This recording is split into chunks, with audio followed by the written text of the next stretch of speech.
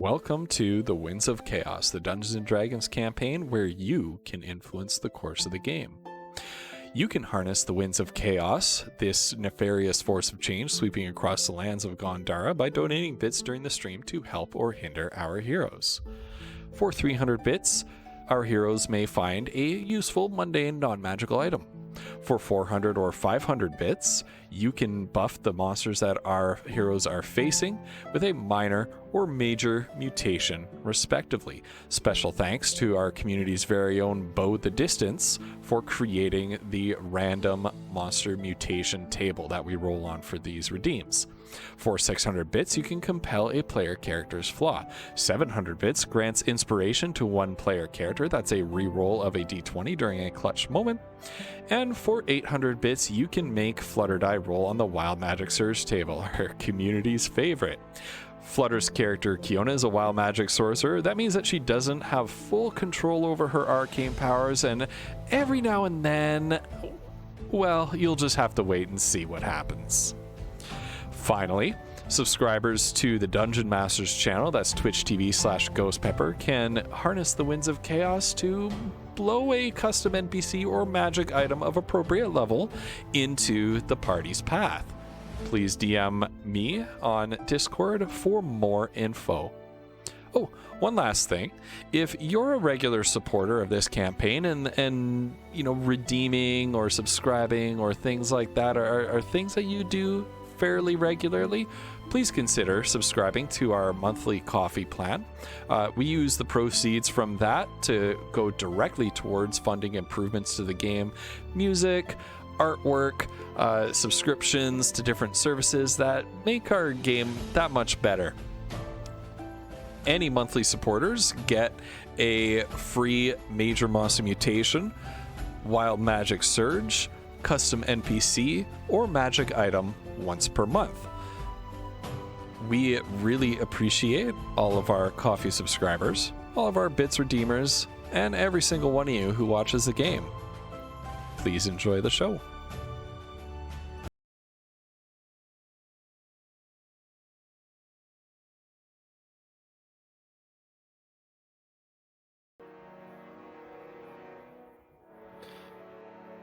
Hello, everybody. Hello, everyone. Welcome to D&D. D&D. D&D. Here we are. Yo, I'm so excited. This week is gonna be cray. Cray. Kirk loves you. Embrace your inner Kirk. Terrible. Oh, how are you all doing this week? I'm Man. doing great. Good.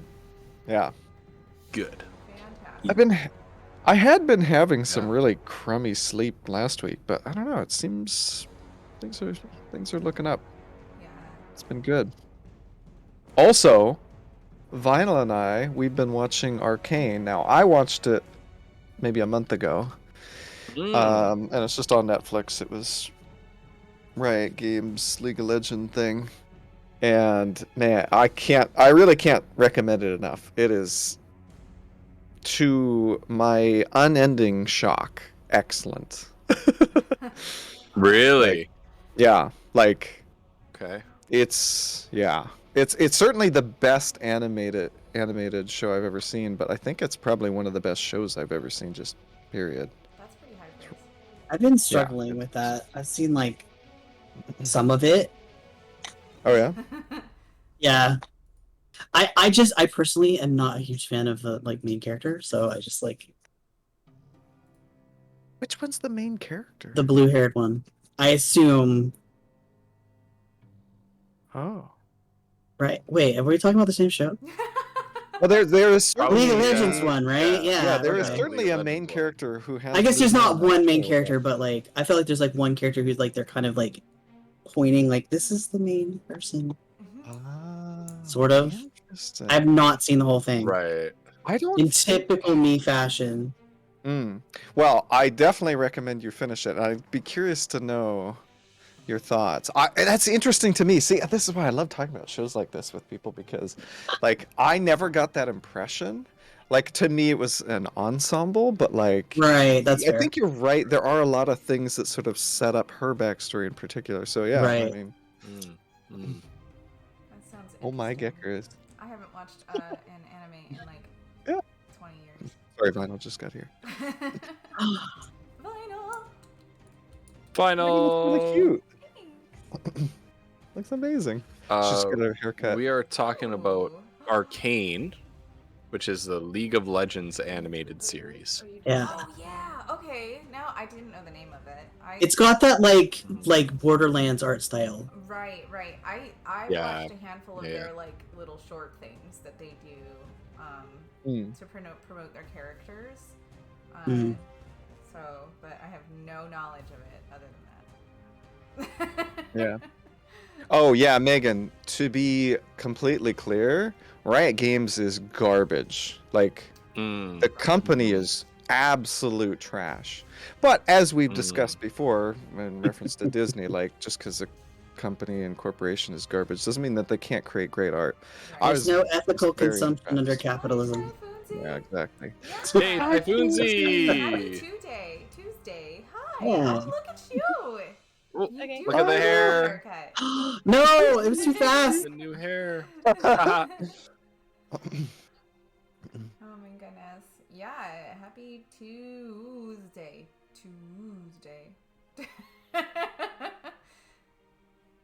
You know. My gosh, how are Yeah, you guys doing happy out Tuesday. there? Striker, how you doing today, girlie? Typhoonsy, what's up? Megan's here. Typhoonsy's here. Tuesday. That's right. That's what Tuesday. I was saying. Tuesdays. 22-22. Everyone is quiet except Ghost. Thank you so much. Everyone for is that. quiet Thank you, except me. Oh. Hey, yo, Everyone's here. Adrian. Typhoonsy. I didn't say hi to you, How's but it Typhoonsy's going, nice. Adrian? All right. But yeah, I definitely recommend the show. If nothing else, I think people will like. I don't. To be very clear, Woof, I don't think Jinx is meant to be a likable character. Fair. Right. And I also recognize that some of my biases come from not from the show, but from the design of her in the game, because I think the design is like very uninspired and kind of knockoff-ish. Oh yeah. So for sure. yeah. Okay. Yeah. Okay. Oh, wow. I can see that. I can see that. Snowdite. Yo, good luck. No, It is I guess aw, snowed no. windy Monka and S. rainy here right Ooh. now, so I'm still quiet. Yeah. Sorry. Put your mic like right against your mouth. Yeah, I'm just like. the problem is that Hello, my friends. mic is kind of stretched to its limit right now. So for me to move it is a whole You debacle. can actually turn your mic up further on OBS than it actually. I have the little thinger in my thing, like in the red. The thing in your thing? Yeah. The little in the audio indicator mixer? is going into the red. Yeah. That's weird. No, yeah. like my little thing you use to adjust it. It's like up. It's like way up. Right. I was told you're supposed to keep it in the yellow. Yeah, I know. Well, that's why Yeah. I'm saying Then this is people weird. can't hear you. When you put it in the yellow, nobody can hear you. That happens to me too. Yeah, right? Okay. Is that any better? Because that's basically as high as it goes. Hey, Peter. Pete. Hey, Peter. Good to see you. Speaking of shows we've been watching, Megan and I finished Legend of Vox Machina on Friday. I was not prepared. And it was so good. Yeah. Dang. It was so good. Yeah. Is that any better? The first episode of this series I find is like a little bit clunky. It's a little bit too much meant for fans of the Vox Machina campaign. So if you're somebody who's like new to Critical Role or new to D&D, you might be turned off by the first episode. Yeah, right. But the rest of the series is so good, and especially when you get towards the end. Yeah. It's really, really, really cool. The characters are just excellent. Like, yeah. I don't know. Really, really cool. It was really interesting on in my Discord. I put like a little spoiler section for people to chat about it if they just wanted to chat free reign. Right. Right. If you finished and not worry about spoiling other people, right? Like, that's a good call. It was really interesting because I said that, and this is not a spoiler for the show, but I said that probably Keyleth is my favorite character after watching that show. But it was interesting to see some other people say that during the campaign she was actually quite irritating and obnoxious. Oh, interesting. Which say something. which I didn't find her like that in the show. Hello. Say something more. Yeah. You ever watched Campaign 1? No, I haven't. I have on my YouTube Watch Later playlist. I've had the 5th episode of Campaign 2 on there for like 6 months. Nice. And I think I've watched like 75% of it. Actually. Nice. I'm trying, I promise. Thank you, Megan. Collie, well done getting him to talk. Yo. You can't ask Wolf a yes or no question. You gotta ask him an open-ended question. That's About right. my weird That's right. media habits. Yeah, that's right. How is okay? Everybody say something again. Let's see if we have this. Something again. Sorry. The animation for Vox Machina is great. I think it's Thank you, Striker. solid 8 out of 10. The animation for Arcane is like 12 out of 10. Right. It's the best I've ever seen. It's incredibly impressive. That's really cool. I'm really curious to see some behind the scenes stuff because like Shagraz has a theory that it's possible that they just modeled 3D environments and moved like a camera in the 3D environment around to get some of the shots that they got because it's really, really cool. Oh wow. Yeah. So they're creating a whole 3D environment and then moving the viewer around within it, right? Rather than just maybe rendering whatever the camera sees, kind of thing. Because it looks like a traditionally animated show, but it's possible that they did some because it's extremely dynamic. Like the shots, it's shot like it's live action. That's how it's shot. It's not shot like animation. It's really, really interesting to me. Anyway. Well, I admit to being somebody who has never had any interest in League of Legends, and when As you shouldn't. I played it as a school club during lockdown, I was even more put off by it because the students would just target me and bully me relentlessly. League always brings out the best in people. I've played it a handful of times, and I don't hate it, but like I'm really bad at it, so I don't. Yeah.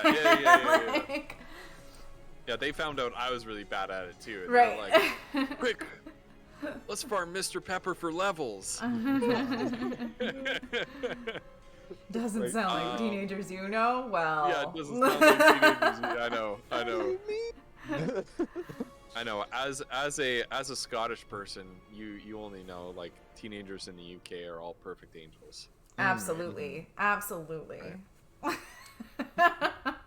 Boy, do I have some stories.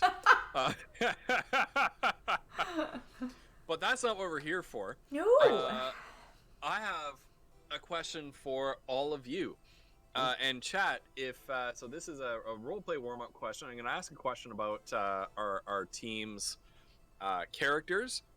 If you have a favorite D&D or other tabletop role-playing game character of yours, please share what your answer for this character would be. And especially if you have previously been a guest cameo player in our Winds of Chaos campaign here.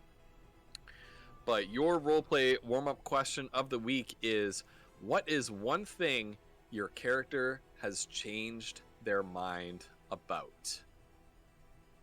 One thing your character has changed their mind about. And while our team are carefully considering how they're going to answer this question, I just want to give a quick shout out to our coffee subscribers.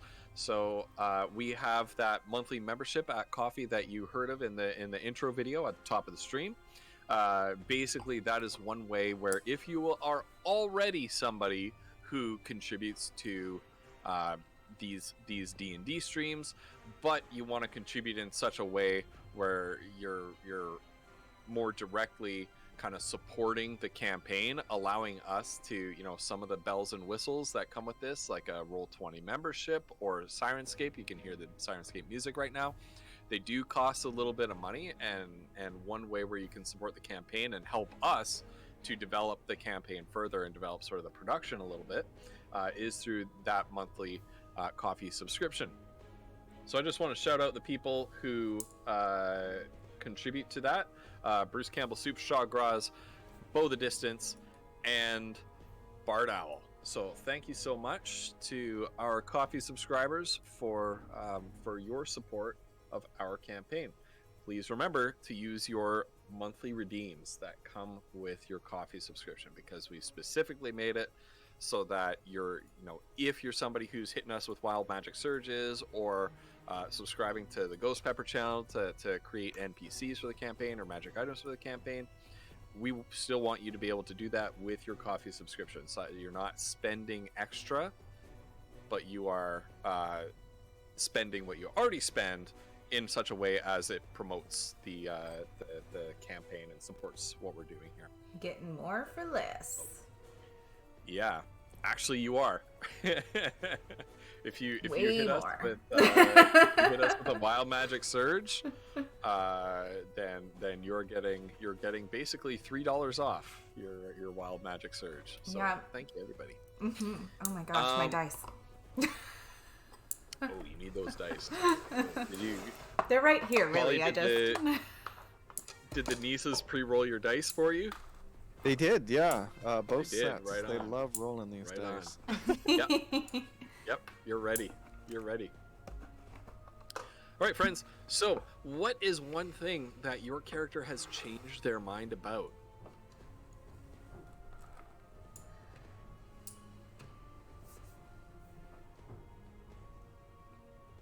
Any particular order you want us to go in? Nope.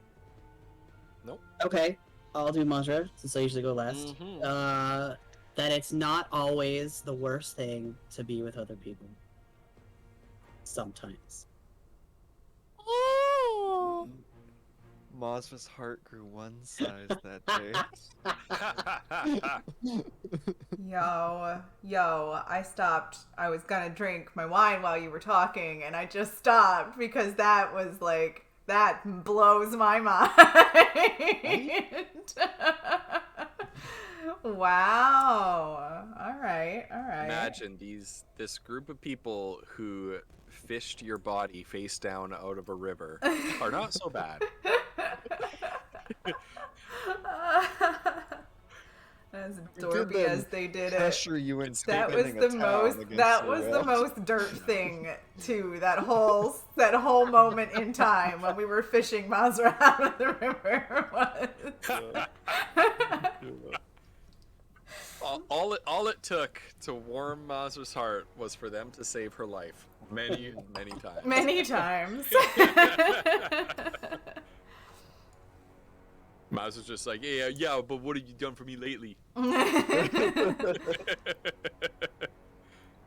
There's a couple things that Foodle's changed his mind about. I think one of the things that is the most surprising to me, and probably to Foodle as well, is Foodle's very, very slowly starting to learn from mostly Mazra, but Kiona as well, that like sometimes you just shouldn't tell people the truth, 'cause they'll take that and use it against you anyway. But he's a slow learner, so. But yeah, there's been a couple situations recently where it's like, well, maybe I've overshared.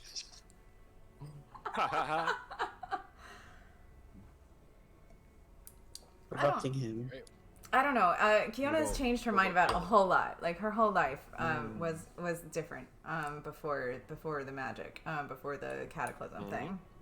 So like, I imagine pre-cataclysm Kiona as a person that really kind of probably judges other people for you know, like she has her shit together, and like, you know, she wins these trophies at these festivals and stuff like that. Like she's a very like type A achiever like person, but Kiona after the cataclysm is almost the complete opposite of that at this point. I think like she experienced the whole thing. So I think that her kind of the biggest shift for her was just that there's more to people than what she previously would have believed there was. Like the depth of people is you know, deeper, and people are probably trying their best. But also maybe potentially really dumb too. So that's Kiona. Instead of kind of she looked down her nose at people, I think, before. So, and I think that she doesn't do that anymore. That's really Kind of had a bit of that. Kind of had a little bit of that rural big shot. Yes. Going, right? Yeah. Big fish, little pond. Yeah. The worst part, I think Poodle still thinks he's a big fish.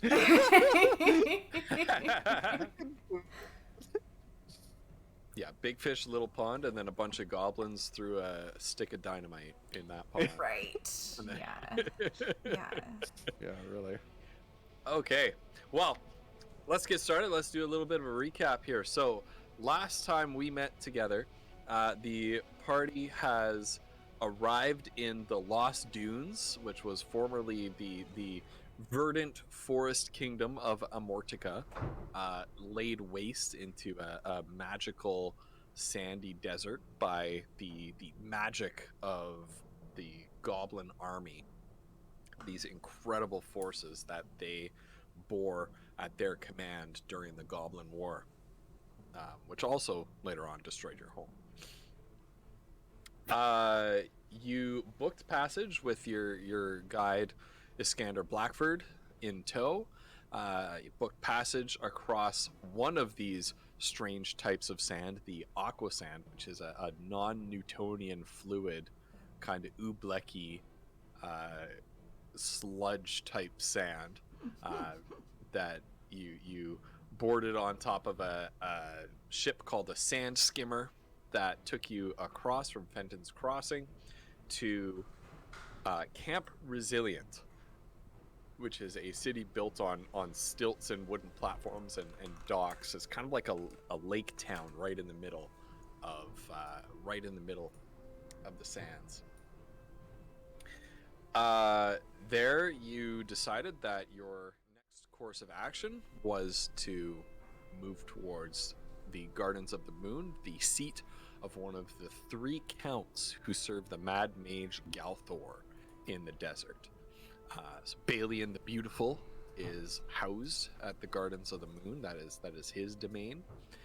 And you figured that is the first place that you should go. You're going to need to visit each of the 3 counts in turn to get the keys to get past the Wizard's Tower's magical defenses. Decided to head to the Gardens of the Moon first. And when we left off, you had just entered the local pub looking for somebody to carry you across to your next destination, when behind you heard a voice say, "Well, I don't believe it. If it ain't you 3. Whittle's gonna turn around and look toward the voice. You see kind of sitting, as you entered, your back would have been to this person sitting against the wall, kind of face sort of back shadowed a little bit by the open window that's right behind them, opening up to that clear sunny day. Difficult to see who it is. You squint a little bit and you see a middle-aged Skulldin, which, to remind you, if you was at home, is our name for the half-elves in this setting. So a middle-aged Skulldin with a craggy, sun-baked face, bushy, gray shot, blonde beard. And he's fixing you with a piercing stare beneath bushy, blonde brows.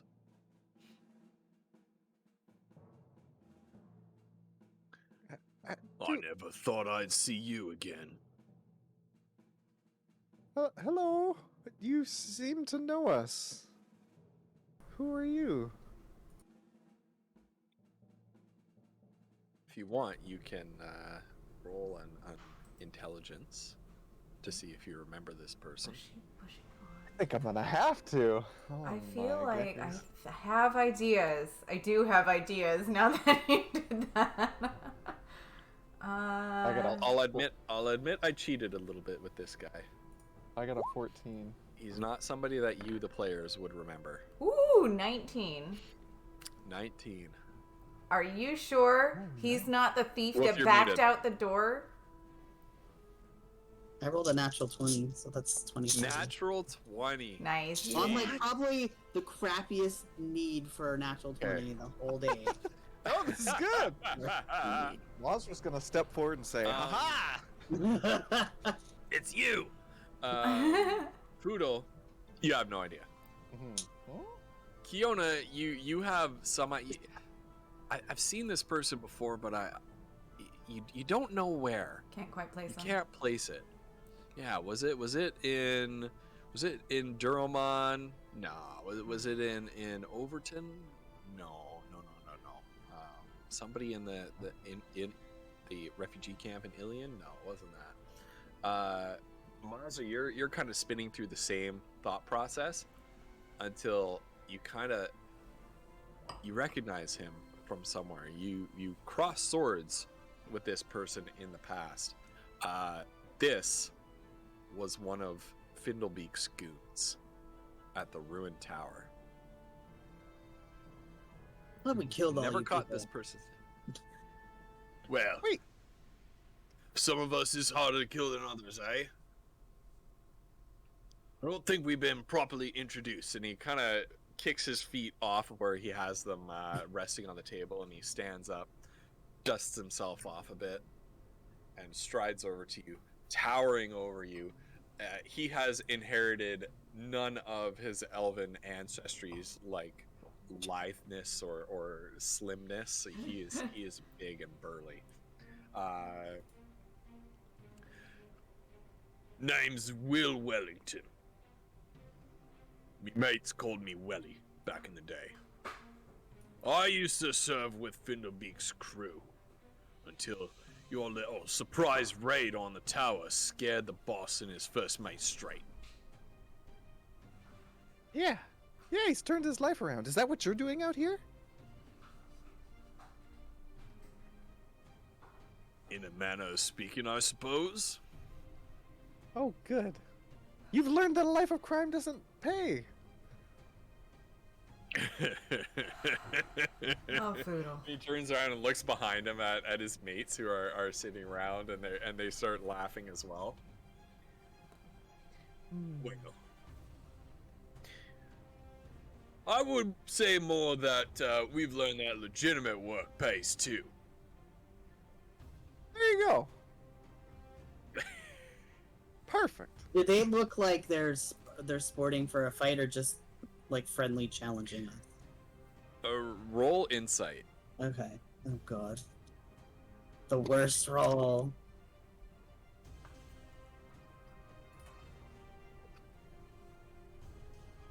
Oh, I don't know why. Oh, yeah. I have disadvantage, so ignore that. Whatever other. Foodle wants to Foodle wants to figure out why they're laughing. Like that's what he's Okay, roll curious insight. about. Roll Okay. insight. Oh, no. All right. Mazur, these guys look pretty threatening to you. What did you She's just like, roll? She's like touching her dagger or whatever. Foodle has a +5, but on a 1, it doesn't fucking matter. Roll on that one. Just right out the gate. They are Foodle. They are laughing at you. Oh, God. They're mocking you, Foodle. All right. They're mocking you, just like Findlebeak always mocked you. Save us, Kiona. You have flashbacks to I'll laugh your it up. first encounter with Findlebeak. Kiona will put a hand Hey, on you Foodle's little- shoulder. Red-headed shite. Uh, Hear his voice echoing in your mind. Red-headed shite.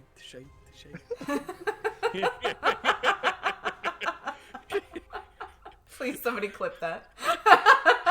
So good.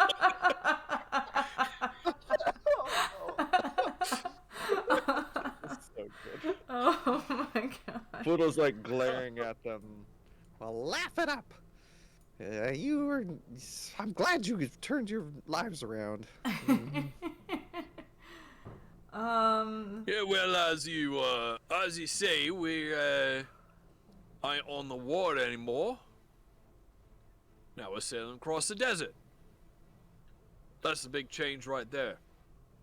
See, old Findy, he weren't cut out for life at sea anymore after you scared him straight. So when you drove him to retirement, cleared the way for old Welly to take over the operation. Picked up a couple new mates, lost a few more old ones. Here we are, running cargo across the desert. Run cargo across the desert. In which direction would you say you're running it? Oh, whichever direction pays. Kiona will look at Mazra.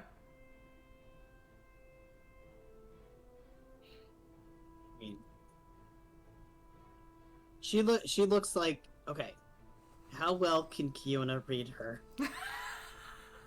Insight check? Question mark?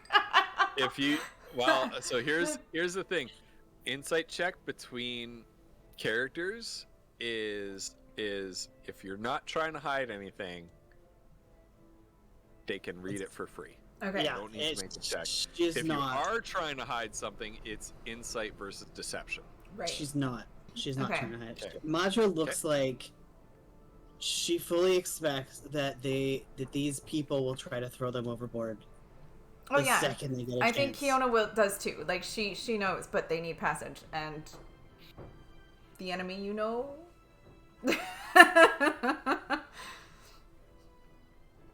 kind of cargo? Well, I'm sure that's none of our business now, Foodle. I know, but it might be the harbor None of my master. business either. Good old Guinevere might be interested. Right. I'm pretty sure that that's not going to get us anywhere right now, Foodle. I've got a little policy, my friend. It's called don't ask, don't tell. Right. Which is kind of what I figured. We're looking to get to the Garden of the Moon. Yeah, I run cargo that way. Might be dangerous. What business you got at the Gardens of the Moon? Don't ask, don't tell. Oodle closes his open mouth.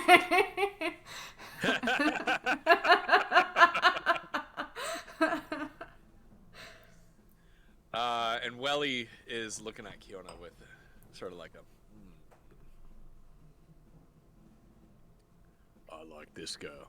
I like this girl. He turns around to his crew, and they kind of laugh. And some of them who had moved their hands slowly towards weapons when Mazur did that, kind of ease off a bit as the whole thing takes on a tone of levity. I'll tell you three what. I'll tell you four what, because I forgot about. Is this man with you? Yeah. He's our guide. He's not like What? with us. He's, we've hired him. Yes, he's with us. Iskander looks a little bit hurt. He looks at Foodle like Foodle is just like, he's not really a friend, just a guy I go to school with. Scanner's just like, oh, thought we had something. Well, I'll tell you for what. Because in a way, I suppose, I've got you to thank for my promotion, as it were. I'll give you the friends discount for transporting live cargo. Mm-hmm. And what would that be? 50 gold pieces a head. Same rate I charge for inanimate cargo. Kiona will look at Mazur because Mazur's the person that does the deals. I'll give you 25 a person.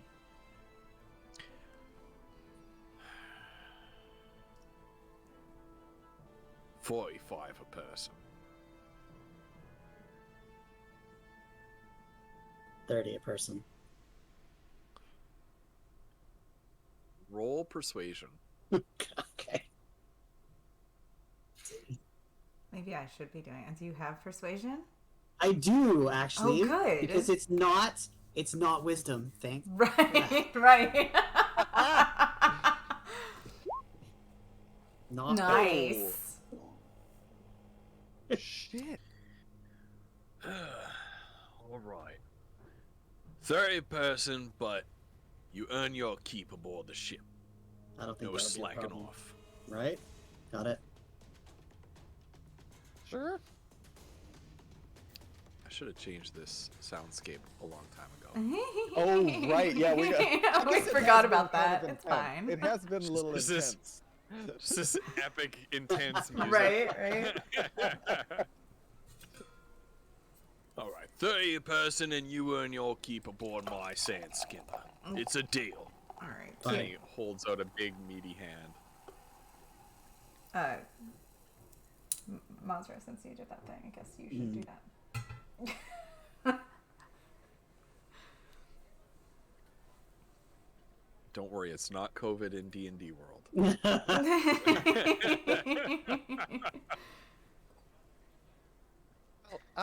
When do we leave? My crew can be ready to set out. By later this afternoon. How long does it take to get there? We leave later this afternoon. We pull up for a rest on one of the islands. We'll be at the gardens for mid-morning tomorrow. Sounds good. Perfect. Yeah. Wellington. Sounds great. Wellington. Welly. Welly.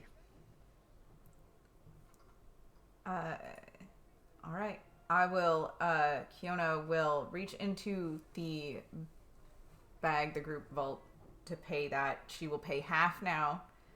I'll give you half now and half when we get there. Deal. All right.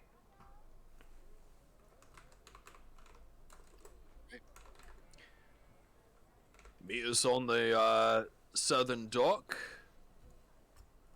in, well, around about 3 hours. Okay. Once they're like away from them, far enough that they're out of ears. Oh, go ahead. As you're walking away, Welly turns and there's sort of a murmured conversation happening between them.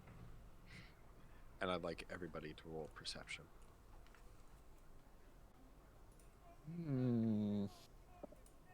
Oh! Wait, this could be really good. So 17 plus 5 is 22. Oh wow.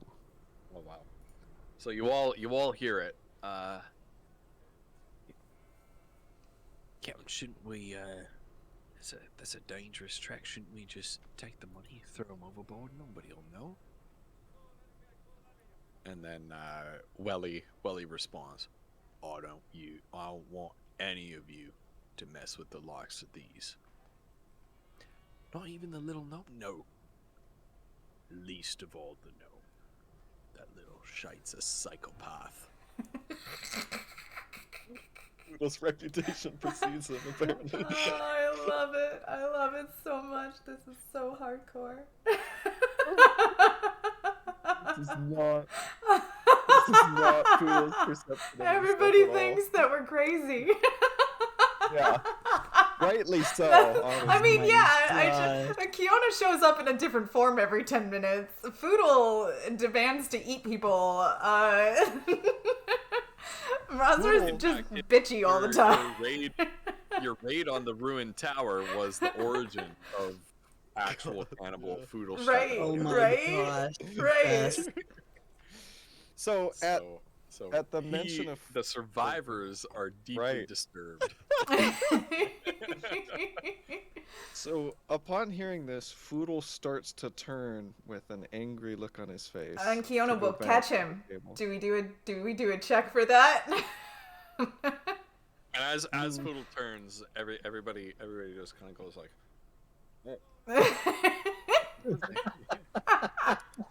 I wasn't looking. What do I mean, psychopath? What? That's not how you guys see me, right? No, of course not. But it's to I our mean- benefit that they see you like that. So keep going. Sometimes. I mean, What, Mazra? nothing.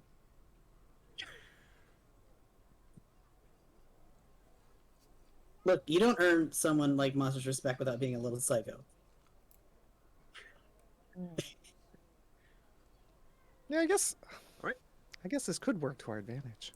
Now, okay, Iskander. First things first. I'm so sorry Yes. about that. I didn't know how dangerous these folks were, so I didn't want you like glommed onto us. So I didn't mean to like. I think you're cool. No, not at all, my little friend. Discretion is at times the better part of valor. Like I didn't know where this was going. I didn't want to get you into a big fight if, maybe.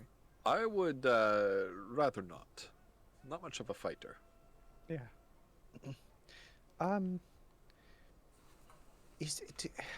Are there supplies that we need to buy from the market? Should we just go see what they've got, or is that just a wait? I don't know. I think you would be quite pleased at what you find at the market. There are many interesting wares available. Oh. Okay. In particular, you might want to find. You might want to find something called morning after cure. Morning after? Morning after what? Well, you never know what you'll find out there. Hmm. I'm having Okay. a really horrible thought. Okay. Anyway, as they're walking too, Matra will kind of slip over to where Kiona is and say, "I know you had to pay them, but I promised to pay them 30. I didn't say 30 what." Mazra, you know what they expected. I think you did a great job getting them down, though. Yeah. Well. Thanks. So, Foodle's still over with a skater. So wait, morning after. What's this for? What does it do? There are certain types of sand that can, well, alter your mind if you come into contact with them. We Oh, will be entering a part of the desert where those sands are a bit more prevalent. And I assume that when those effects wear off, you kind of feel like you had too much to drink the day before? Indeed. Right. Well, we definitely need to get some of that then. right. But it's not like in a good way, like with frick me, Foodle knows the name of this. Smoke leaf. Smoke leaf? Smoke leaf. Nah, Foodle. In fact, the initial effects are quite similar to smoke leaf. Oh, The after effects, I'm afraid, are rather more unpleasant. oh, okay. All right.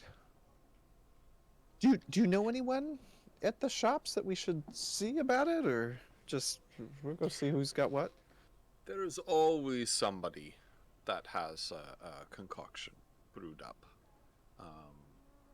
It is an unpleasant brew, but one that will do the trick in a pinch. Okay. Look for a bottle of a dark brown, almost black liquid.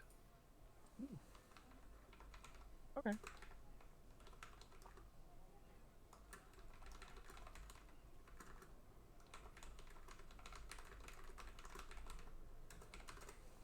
Is there anything? This is out of character. Is there anything that we need to talk about as a group? Or not yet? Do we have a map of the Garden of the Moon at all? Like, can we find that in the place? Because like we don't even know what True, we're we need walking to ask. into. We have no idea what this looks Right, like. we need info. Oh shit, yeah, okay. So we're gonna have to go looking for that. Right. Now, Iskander, so we're gonna find this morning after cure. We need more information, and you said maybe that this is where we could find some better information about what's going on in the region. Do you know anyone in particular we should speak to, or we'll just sort of ask around and see what we find? A sand skimmer captain like Captain Welly, or the harbor master Guinevere, those would be the best two options to inquire after. They would have the most up-to-date knowledge of the comings and goings from a place like the Gardens of the Moon. The three counts are not known for their hospitality. No doubt.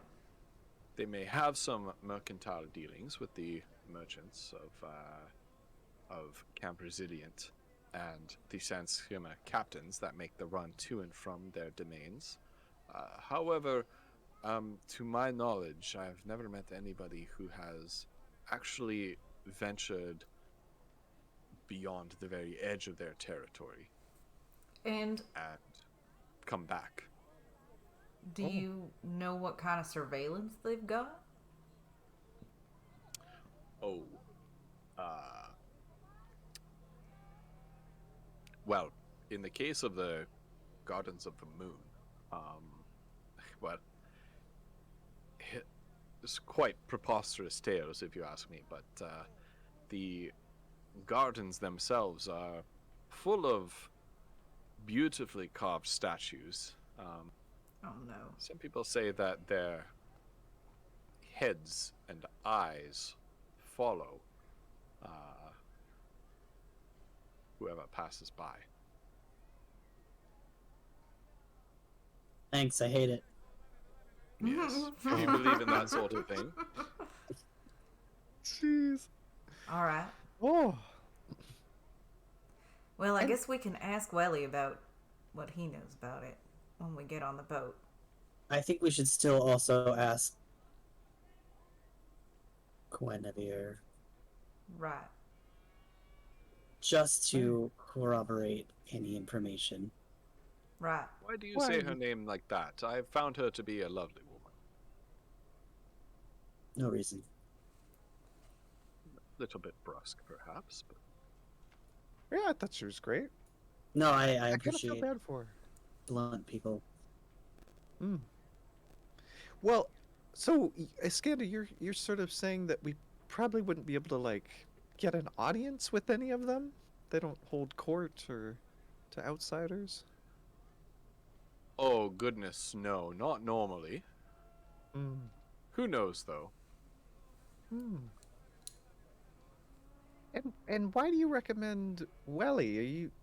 You feel like he's maybe not, on the up and up? Is that why we're corroborating Mazra? Well, my thought is that,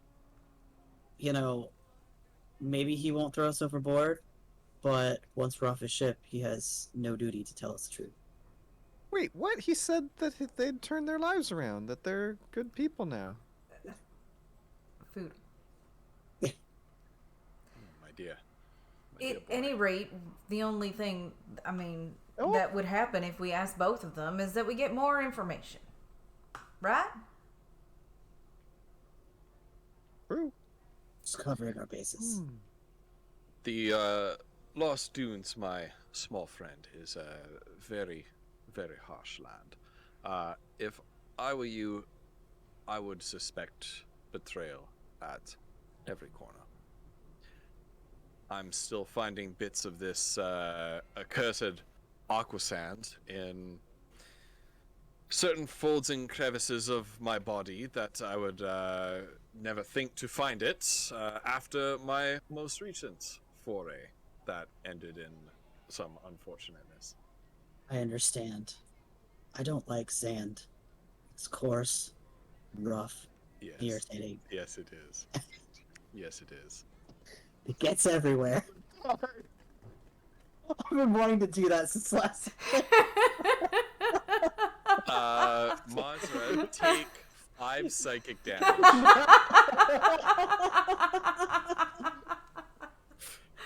Thank you, Vinyl. Suddenly a piano falls on you.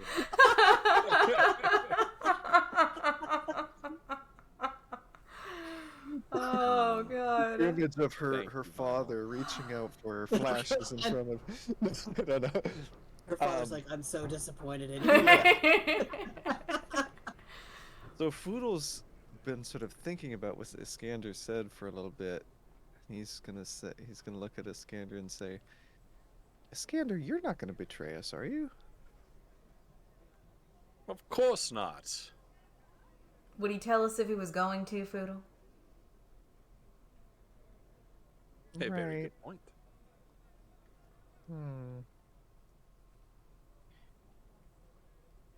You are a very wise woman for someone so young, Kiona.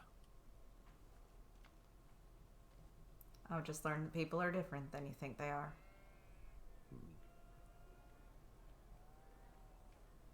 Well,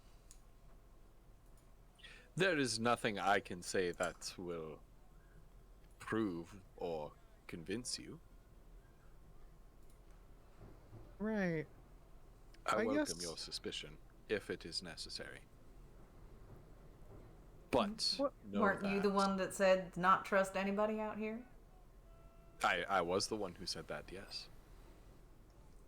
Yes.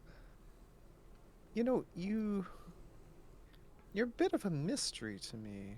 You know, you're not a fighter, No. and I'm you a didn't have scholar. a great last trip. No. And you know, we've sort of convinced you that you know you can trust us and you can be a good guide for us. And I know you said that you wanted, you know, stuff that we found from the ruins, as long as it's not stuff that we need to stop the slavers.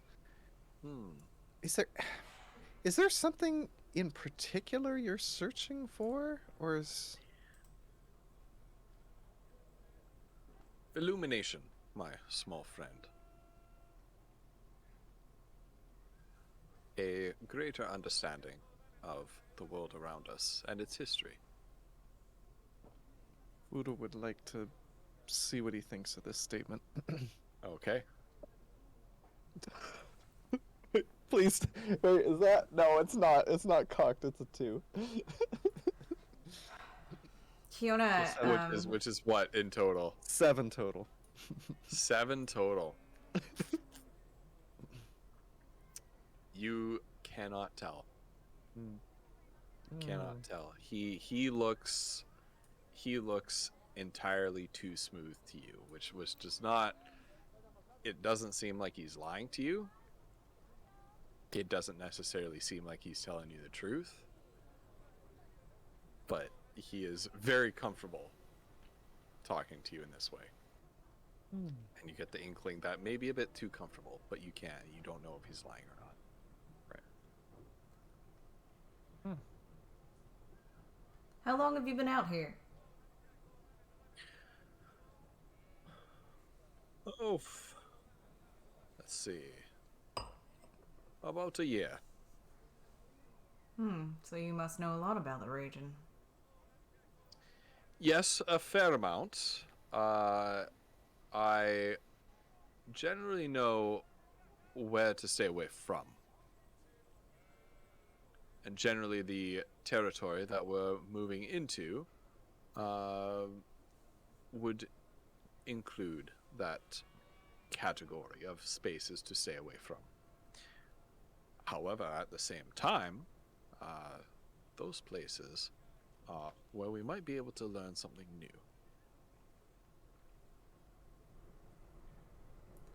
Well, I'm hoping to learn some new things on this trip. Are you? Of course. Why are we here if not to learn anything? Indeed.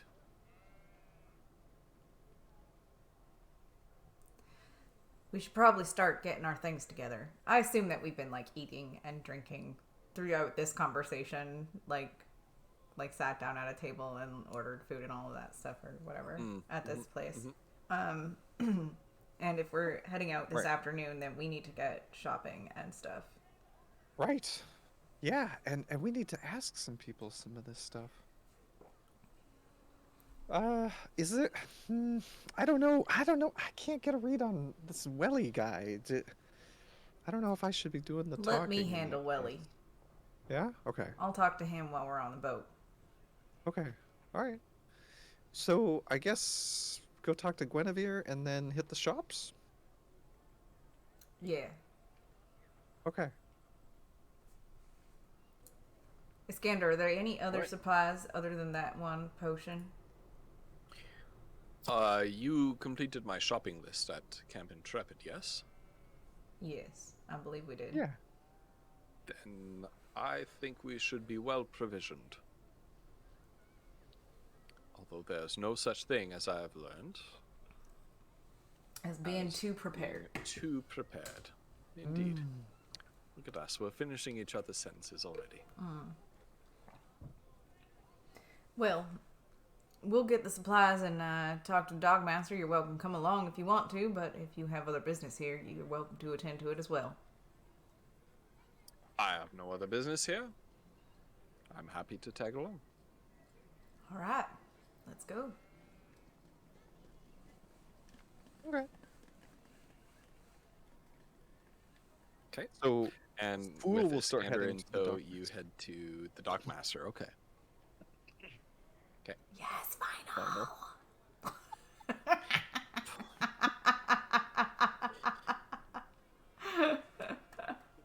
What kind of voice did I give Guinevere last time? She had a British accent. I just watched the. Yeah, the wait, VOD. yeah. Oh, okay. Okay. Was she like this, or was she a little bit more strict? She sounded posh to my ears, but Posh. Oh. yeah. All right. Oh, okay. Okay. I just remember she was I like just start done. She was like watching it. done You're with so your good at shit it, though. with the- Yeah, she I need to. I want to start watching some videos, like voice acting lessons or something. Yeah. Right? I feel like I need Right. to get this too. I need to learn. We should do Yeah. voice acting lessons together. We should. We should. That would be so much fun. Adrian's got that. We should do that. We should. Oh my god. We should. I love that somebody put that. We should have somebody on the stream that does accents that we can all like try to. Oh yeah, yeah. That would be fun. I know that Bo does some. They've practiced some voice acting. Ooh. They have. They actually sent me like sound samples for Traver. Oh yeah. Traver, the map maker. Right. Yeah. Oh. They actually sent me voice samples for it. It's like, here's That's a few awesome. lines. Oh, So that's cool. before I went live with that session, I was sitting here listening to it and repeating what they were saying. Awesome, because I really liked Trevor. Like, he had a cool, distinct. Yeah, that was awesome. Anyway, you enter the Dockmaster's little office on the southwestern corner of the town of Camp Resilient. Not much of a town, actually. And you see Guinevere seated behind her desk, scurrying away at some papers. The bandit that you captured locked away in the cell, glowering at you as you enter. And at the sound of the door opening and then swinging shut again, Guinevere looks up from her paper. Yes, what is it now? Hello, we're back, and I see that. have met some people in the bar that we wanted to ask you about, and I've got like 100 questions. So Oh, excellent. Thank goodness for something to do. I was getting bored. And she puts her quill down and takes her like a big ledger and sort of pushes it to another side of her desk. What do you want? well, okay, so we met this guy. I think his name was Will Wellington, something silly like that. Anyway, he says Oh, his old name's- Welly. Yeah, Welly. Ah. Is Charming he like a fellow, a bit rough around the smuggler, or like a? I have a little policy in this town. It goes something like, don't ask, Don't tell. Yeah. Oh, I kind of thought maybe you did. Very, very quick, young lady. And the scanner's like, yes, very quick. You are a sharp one. Nobody in this town wants to know what everybody else is up to, really. I don't know how people live like that. I want to know everything. Okay, so Welly is this really trustworthy person, right? So No, I guess but more trustworthy than anybody else you would meet, I suppose. Oh, okay. Do you know? So we're going to the Gardens of the Moon. We decided. Last time we hadn't yet decided, but now you'll be pleased to know that we have decided. Do you know much about Balian? Count Balian. Yeah, he's like really beautiful, apparently. Well, his name is Balian the Beautiful. Yeah, I presume that's what you're talking about. right. Is he? Oh, Have you seen him? I have not. I have not. Nobody who has seen Balian has returned to tell of that encounter. Oh. You see, he's a quite reclusive individual. He has his lackeys handle imports and exports, any sort of trade that occurs between Camp Resilient and the gardens. The gardens are quite a beautiful sight to behold, however, and every kind of plant that you can imagine grows there. And I'm sure you can imagine, in a desolate wasteland such as this, how useful access to that garden's products might be. Oh, is that where a lot of the food for the camps comes from? Heavens no. Oh. That comes from other sources. What? Like you could grow your own food, or? Don't ask, don't tell. Imagine what you mean by plants you can imagine are plants that are using like Green potions and is stuff. people. What? Wolf said Soylent Green is people. Oh my god, of course. Okay, but wait, what was Kiona saying for potions and stuff? Yes. Okay. Oh, I see. Indeed. Indeed. Do we?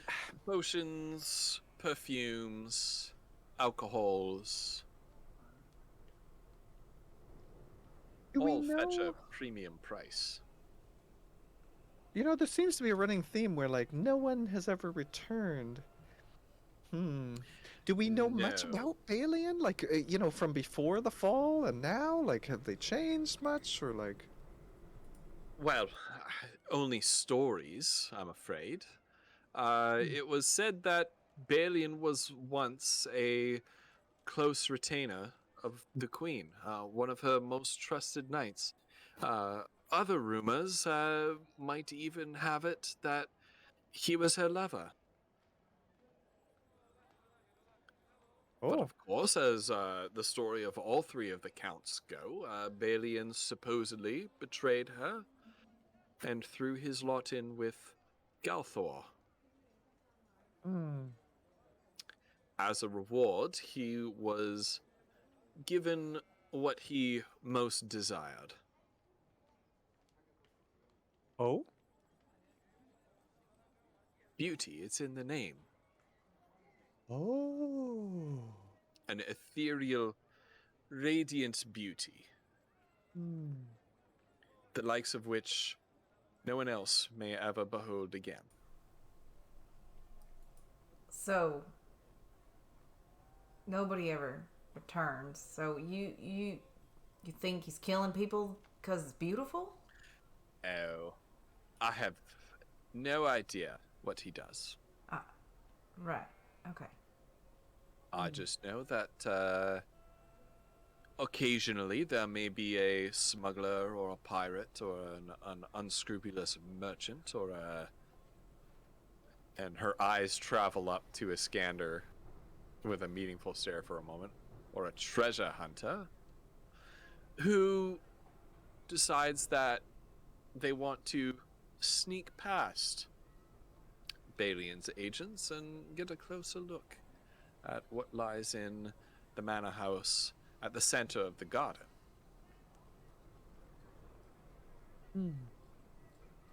How would one Of do that course, exactly? Like I said, well, how would one do that? Well, first of all, arriving unannounced. Very dangerous, but a bit more of a sure tactic. That way you wouldn't have a welcoming committee waiting on the beach for you. And I suppose it takes a crafty sort of fellow to make your way through the gardens. It's said to be some sort of a labyrinth. Mm.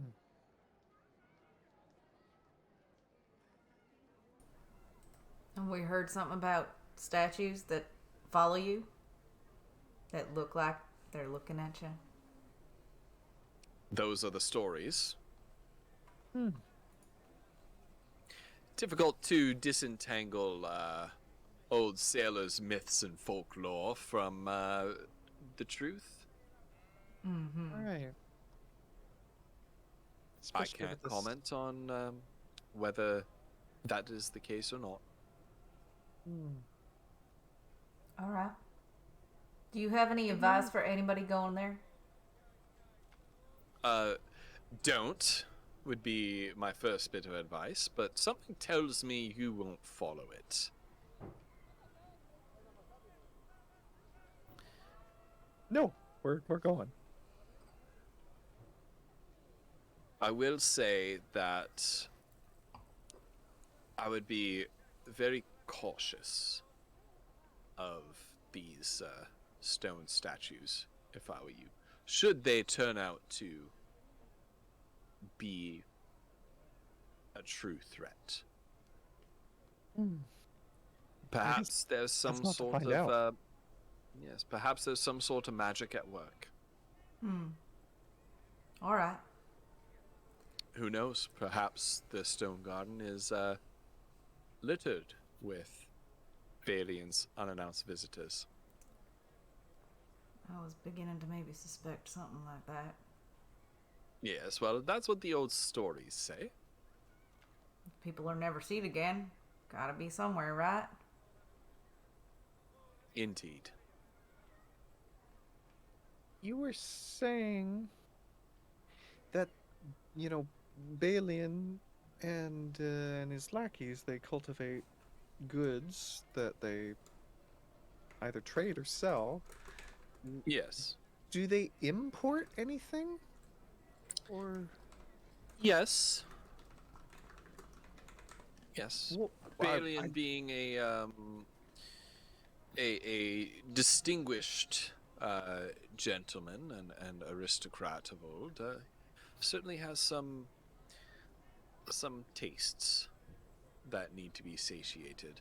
Largely, they import meat, fine wines from abroad, those sorts of things. I see. Certainly the amenities of high civilization. We occasionally have goblets and dishware, tapestries, furniture move through here. Things that are difficult for somebody living as isolated as he does to acquire. I see. Okay, so the finer things of life. And he never leaves there. No.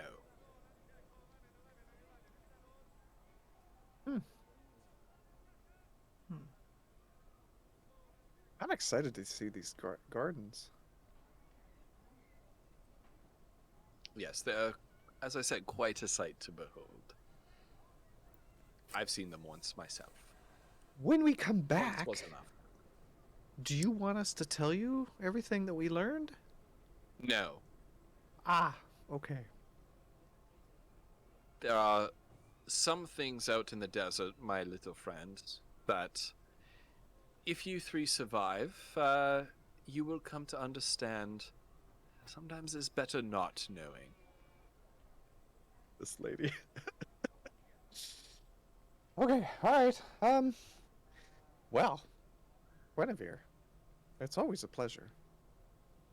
Yes, I wish I could say the same. That goes right over Foodle's head. Alright, well, I guess we should probably go to the market, right? Right. Unless you guys had other questions.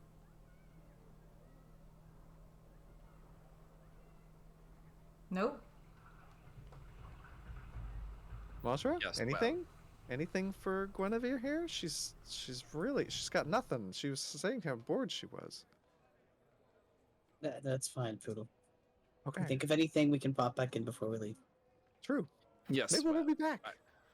I suppose I should get back to my Sudoku now. I'm She picks up her pen and her ledger, and she continues writing in it. Okay, bye. Yes. As Fudo leaves, Matra will like slip her like 5 gold or something just for her time, because I think she understands the importance of not pissing off the local law enforcement. Nice. Lazarus clever. So to the market area. Iskander kind of mutters as you leave. Well, two intelligent and beautiful young women. I think Foodle is a very lucky man. Can Foodle hear that? Roll perception. I want That's him all he to says. sell He just that. sort of moves. 12. 12. You hear him say something. You don't. Mm-hmm. You kind of hear your. It's like one of those things like he's saying something. I heard my name. Wait, what was that, That's Iskander? Sorry, I missed that. Sorry, I was thinking about the... I was just commenting on the fact that you are a very fortunate young fellow. I couldn't agree more. I mean, I got my friends here with me. My family's safe. Yes, you do. We got you to guide us. I mean... Yes, well. You are too kind. Everything's coming up Foodle. Yes. Let's hope it stays that way. Yeah, they better have this, morning after cure. Hello, merchants. That's the same sound you make when you ride away on Doodle. It is the same sound.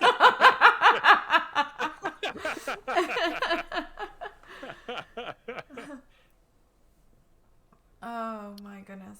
Okay. Kiona's gonna look for a mirror while they're out there. A mirror, okay. Yeah. So there's a food merchant right here. Another one right here. Let's see. This place has some like art. I don't know why it has art. Oh my gosh, it Think of, does. like Divinity Original Sin 2, where there's just like an art seller in like these like little bodunk fishing towns. if they're transporting So, stuff to there's these one here rich as well. assholes out in their little islands, they're gonna want art for their palaces that Yeah. they stay in forever. So I know. That's what I'm saying. I planned this out so carefully. So there's like a furniture and sort of fine wares seller right here. Food sellers. This is like a hunting supply. There's some like potions and magic-y kind of stuff here. This one is selling textiles. This one is selling tools and weapons. Kiona's gonna find a mirror. Okay. Yeah. So you would be able to buy one at this art and furniture seller. There's a old man there. Yes, I have here the some very fine pieces here. If you would care to take a look. I don't need anything fine. I just need something you can see yourself in. This one. Something maybe you could sit on a tabletop. Yes, well, let me see what I have on the bottom shelf then. And it kind of looks at you like riffraff. Which, of course, like, where is he? Of course Right. Kiona's unapologetic. She's just like, yep. You're like the first person to come up to his stall in 3 days. And he was very excited and ruined his day. Yes, well, I've got this piece here. It's a little bit dusty. Cloud of dust billows off of this mirror, and he just kind of shines it with the sleeve of his shirt. Here you go, polished bronze. All right. How much will it run me? That would be 2 gold pieces. Fine. She will buy it.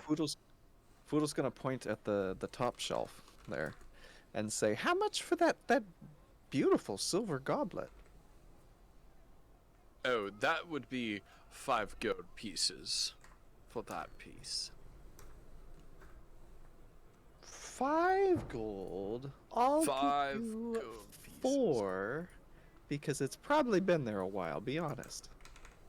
It has been a while, but it was crafted by the finest silversmith in Gurpok. 5 gold pieces. Can I tell if it's finely crafted? Roll investigation. Okay.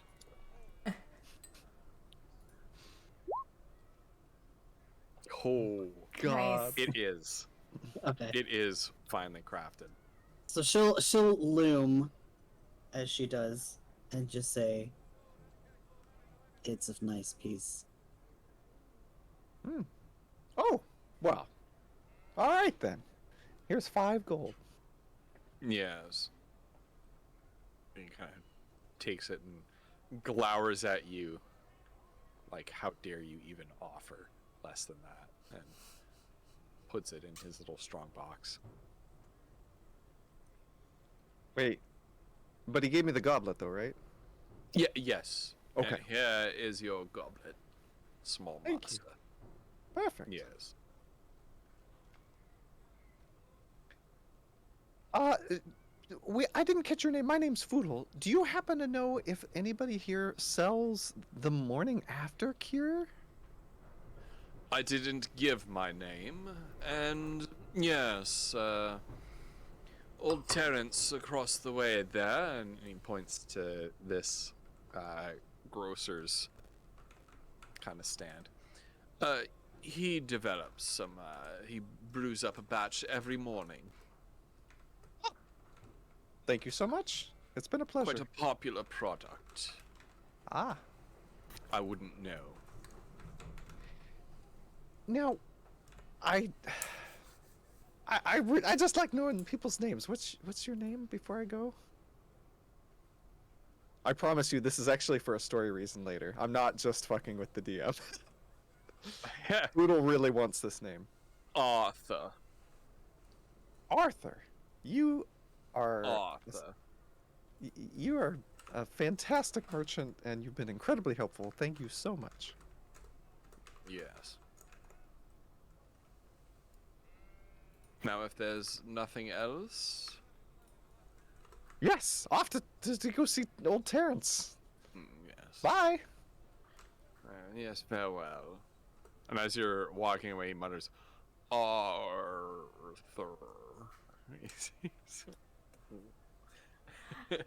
Bristles. Poor Arthur. Whoops. Hey. All right, so Foodle's gonna walk up and say, "Hello, my name's Foodle. You must be Terrence." And then, from behind the counter, a dwarf who is naked except for a loincloth pops up, crazy, like, white beard just splayed everywhere. Hello! I'm Terrence! Well, hello there. How can I help you? Terrence! Finally, somebody who's excited. How are you very doing? excited to see you. Yes! And we heard you I have not seen another dwarf in forever.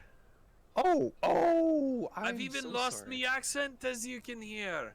I've been hanging out too long with the orcs. He slaps your shoulder. Well, Terrence, I'm so sorry. I'm actually a gnome, but I No. am, short. Well, nobody's perfect. Yeah. Well, how much for the morning after cure?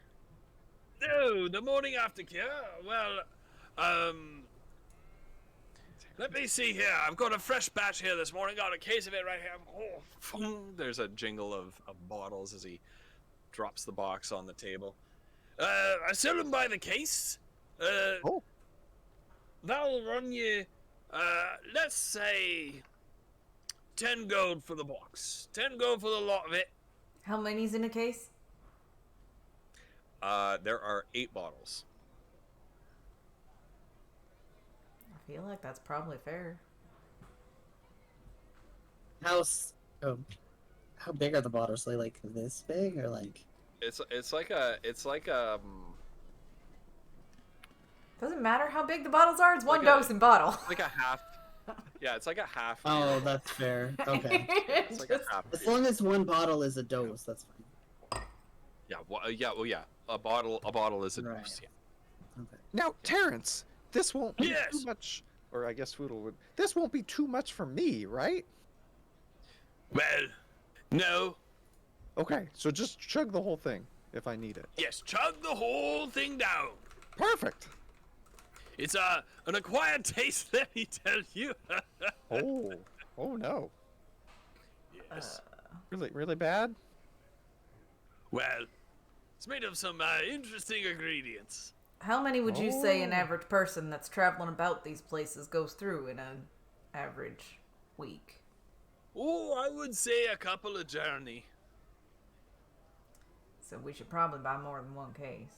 Well, yeah, maybe. You never know have when two? a cloud of huff dust will blow past you. All right. Huff dust. Ooh. How long do these last? Pardon They me, have an huff expiration powder. date? Huff powder, I believe, is powder? the name. Powder. Yes, huff powder. Okay. How long does it last? It's instantaneous. No, I meant- Instantaneous, my green skin friend. Does it have an expiration date? How As long in does the drink potion before? last before you can Yeah. use it? And it doesn't Well, work. it does not give you immunity. That's something that you need to understand. No. Oh. How long does the potion last before you drink it? Like, can it last until like next year? I'd say not. I wouldn't run that risk if I were you. I wouldn't drink it past the week. Past a Trust week. Terrence. Oh. So you're saying next week this potion will be no good for us? Some people say within 48 hours, but I've drank it after almost a week, and I turned out fine. All right. Well, you maybe can't argue with that. Maybe we should just buy one case then. Oh, and then Case it stock up is. back here. Yeah, Okay. when we come back, we'll get more. Terrence, we're gonna hit you up again. You can hit me anytime you like.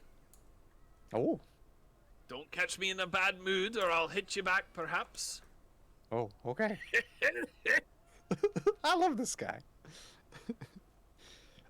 Terrence, do you know if Foodle's gonna sort of pat the musket and sort of turn so Terrence can see it? Do you know if anyone here happens to sell or make ammo for this? Oh, I've Shot? not seen that. I've not seen something like that before around these parts. Oh, okay. I'll check. All right, well, Terrence, thank you so much. Don't be a bunch of strangers now. Of course, every time I'm here, I'll come and see you. Hoping you come back alive, and now don't be too quick drinking that stuff. Okay, It's right. for the after effects. Okay, But the before effects are something else. right. Right. So we've heard. Okay. So, bye, Terrence. We'll see you later. Goodbye. Foodle's gonna head over to the next stall over because it kind of looks like it's got, like some weapons and stuff, and check this one as well. See if they've got any shot. Okay. At this one, the hunting supply, there is a female elf, tan-skinned, has sort of a bronzy complexion to begin with. That's been tanned even darker coppery hued by long days out in the sun of the desert.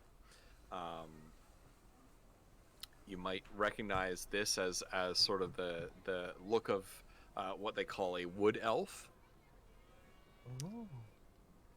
It's a little bit different from the elves that you were used to seeing in Ilion and at the Temple of Light.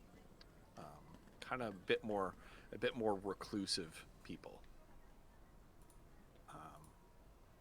Hi, my name's Foodle. I'm looking for shot for gimbal shot here. What kind of a weapon is that? Would you like to see it? Yes. I So would. Foodle take gimbal shot off and sort of heave it up onto the counter. She kind of, holds it, puts the stock on her shoulder like this. Yeah, and then you just aim down the barrel there. Something like a crossbow. Yeah, kind of. It's much louder and it's a bit of an explosion, but And does it shoot crossbow bolts? no. Foodle will pull out a small pouch and pull out a couple shot to show her. Oh. I might have some of that. Oh, okay. Some of your kind and halflings, they like to use this sort of shot in their slings. Might just be small enough to fit down the pipe of your weapon. Is that what Yeah. you call it? Barrel. Barrel. Doesn't look like a barrel. Anyway, Right. I've always wondered about that myself. here you go. Try this out. And she hands you gimbal shot back and a little perfectly spherical sling bullet. Foodle will release the two and see if it reloads. It does. It's kind of a bit of a tight fit, but you don't think that'll be any problem. I mean, gimbal shot seems happy. Yes, well. There you go. Thank you so much. Happy to do I to you. do I owe you anything? Well, yes, payment I would like. Oh, okay. How much? Standard payment, I think. Okay. It's like 2 2 gold. gold. Yeah. I think we said 2 gold for 20 or something like that. Yes. Okay, perfect. Thank you. Oh, man. I always get nervous. I had 34, but like, who knows, right? Right. If you don't mind my saying, young sir, those braces look quite interesting. Oh, Where did you get those? right. Did I write down where I got these? I'm starting to wonder.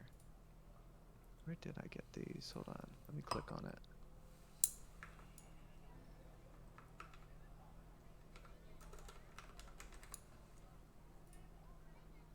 Was it I don't think I recorded that.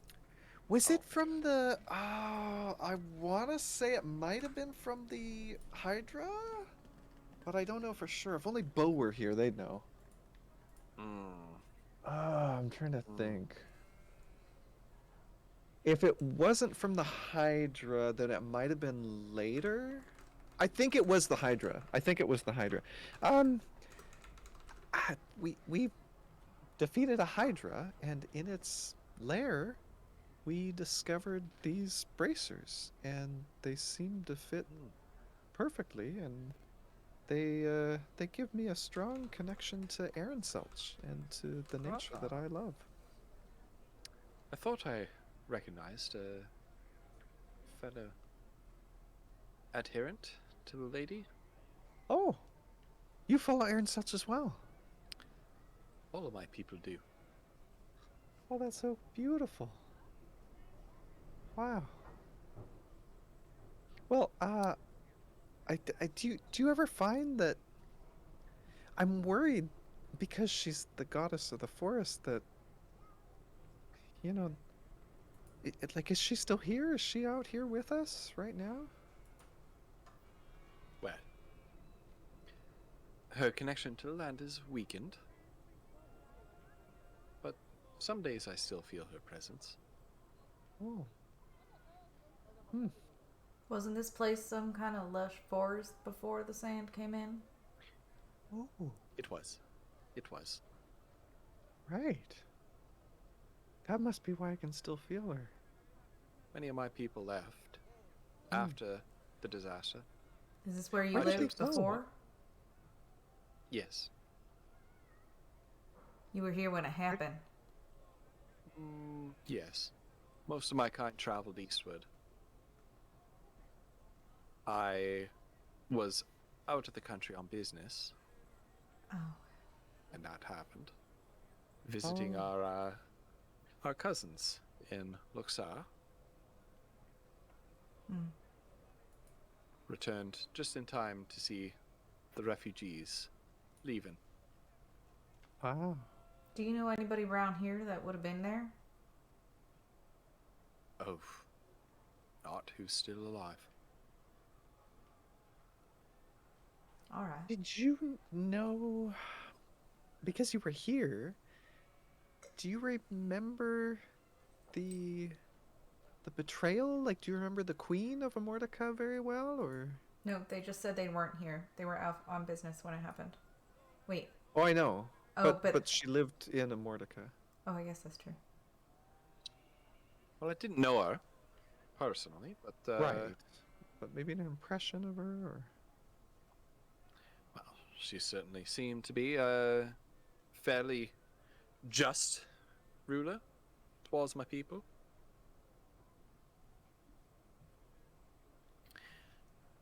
We had special rights to live and do as we pleased in our forests. Oh.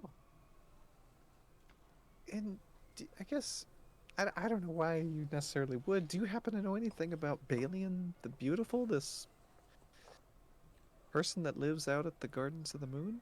We're heading there. Ooh, I'm afraid I know very little about him. Well, my name's Foodle, and it's a pleasure to meet you. I am Neladria. Aladria, it's a pleasure to meet you, and I hope that we'll meet again. I hope so as well. Okay, bye. Thank you. Farewell. Good luck to you on your journey.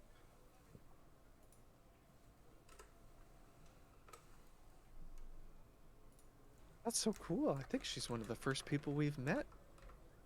That's actually from around here. Yeah. Which I guess makes sense. I mean, if it was anything like what happened at Blycross, not many would have survived. Oh, but Blackross didn't change like this. If this was a forest before. Right. So I guess even fewer would have survived here. Alright, well, I guess if we've got some time, is it... Wait, Kiona, why did you buy that mirror? Well, I don't know. Something about them saying how those statues look at you and follow you. Maybe I was thinking that maybe if I just could hold a mirror up and they saw themselves, they would have nothing to look at, right? Ooh, I like that. That's You could have clever. asked me. I already have one of those. Oh, well then now we've got more and it's better because we got more than one person. Wait, Mosri, you have a mirror? Yeah, it's in one of my kits. Like this whole time? Yeah. And you look like... Well, I mean, should I get a mirror too, or... Iskander, when you're saying that, is standing behind Mazra facing you, going, Right, I was just thinking, should I get one too, or... Well, I don't know. I guess it couldn't hurt. I'm just guessing. I mean, if something can look at you, you don't want it to look at you, right? I mean, we could hold up like a sheet or something, I guess, but it didn't really make sense for me. I had some concerns about the idea of this person who's apparently so beautiful that people just don't come back. So, Right. can Right. we, if we have to deal with them, I would rather not look at them at all. Like that guy in the Feywild that we couldn't attack. She looks Right. at Mazra. I really, I hate that guy. Right. Oh. Well, I don't know how to deal with it, so I don't know. It was just the first thing that came into my mind. Like, what would they do if they were looking at themselves? Right. I mean, they would look in a mirror, Right. I think. But what would happen? What happens? Why do they follow you? I don't know. It was just an idea. Yes, well, in any case, Iskander is kind of shielding his eyes from the sun and looking at the course of the sun as it makes its way across the sky. I think that our ride is about to depart. Oh, right. Okay. Should I run back, see if that guy has another mirror, or? If you will, I will accompany you. Okay. Why don't the two of you meet us at the boat? Yeah, we'll meet you back there. All right.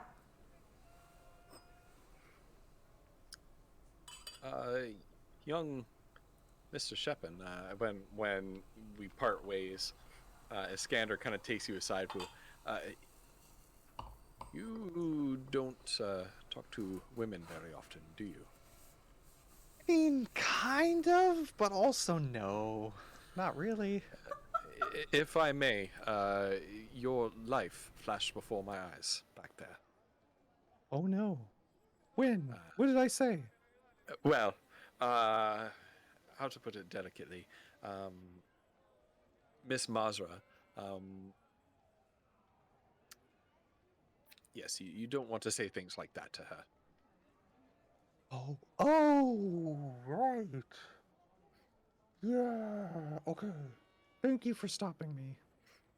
That could have been bad. I often just say what's on my mind. I don't always think about it, kind of beforehand. Yes, I noticed that. Right.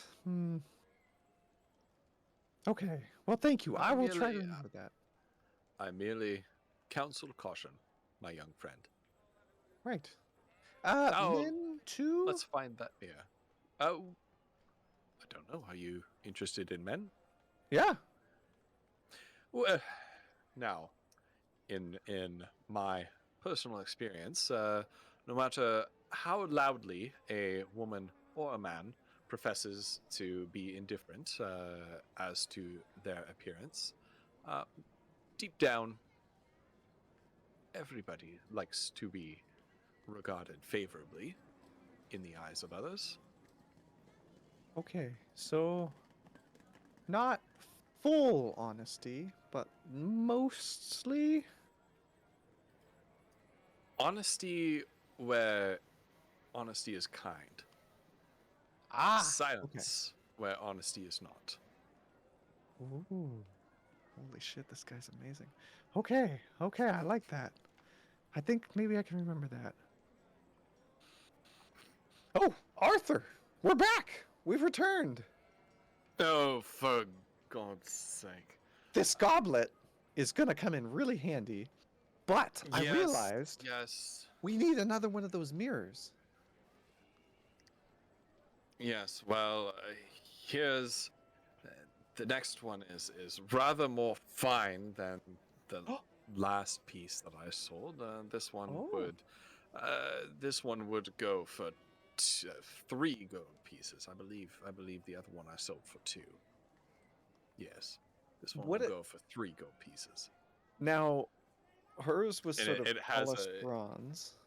As you can see, this one is made of silver with a handsome, if rather basic, silver frame around it.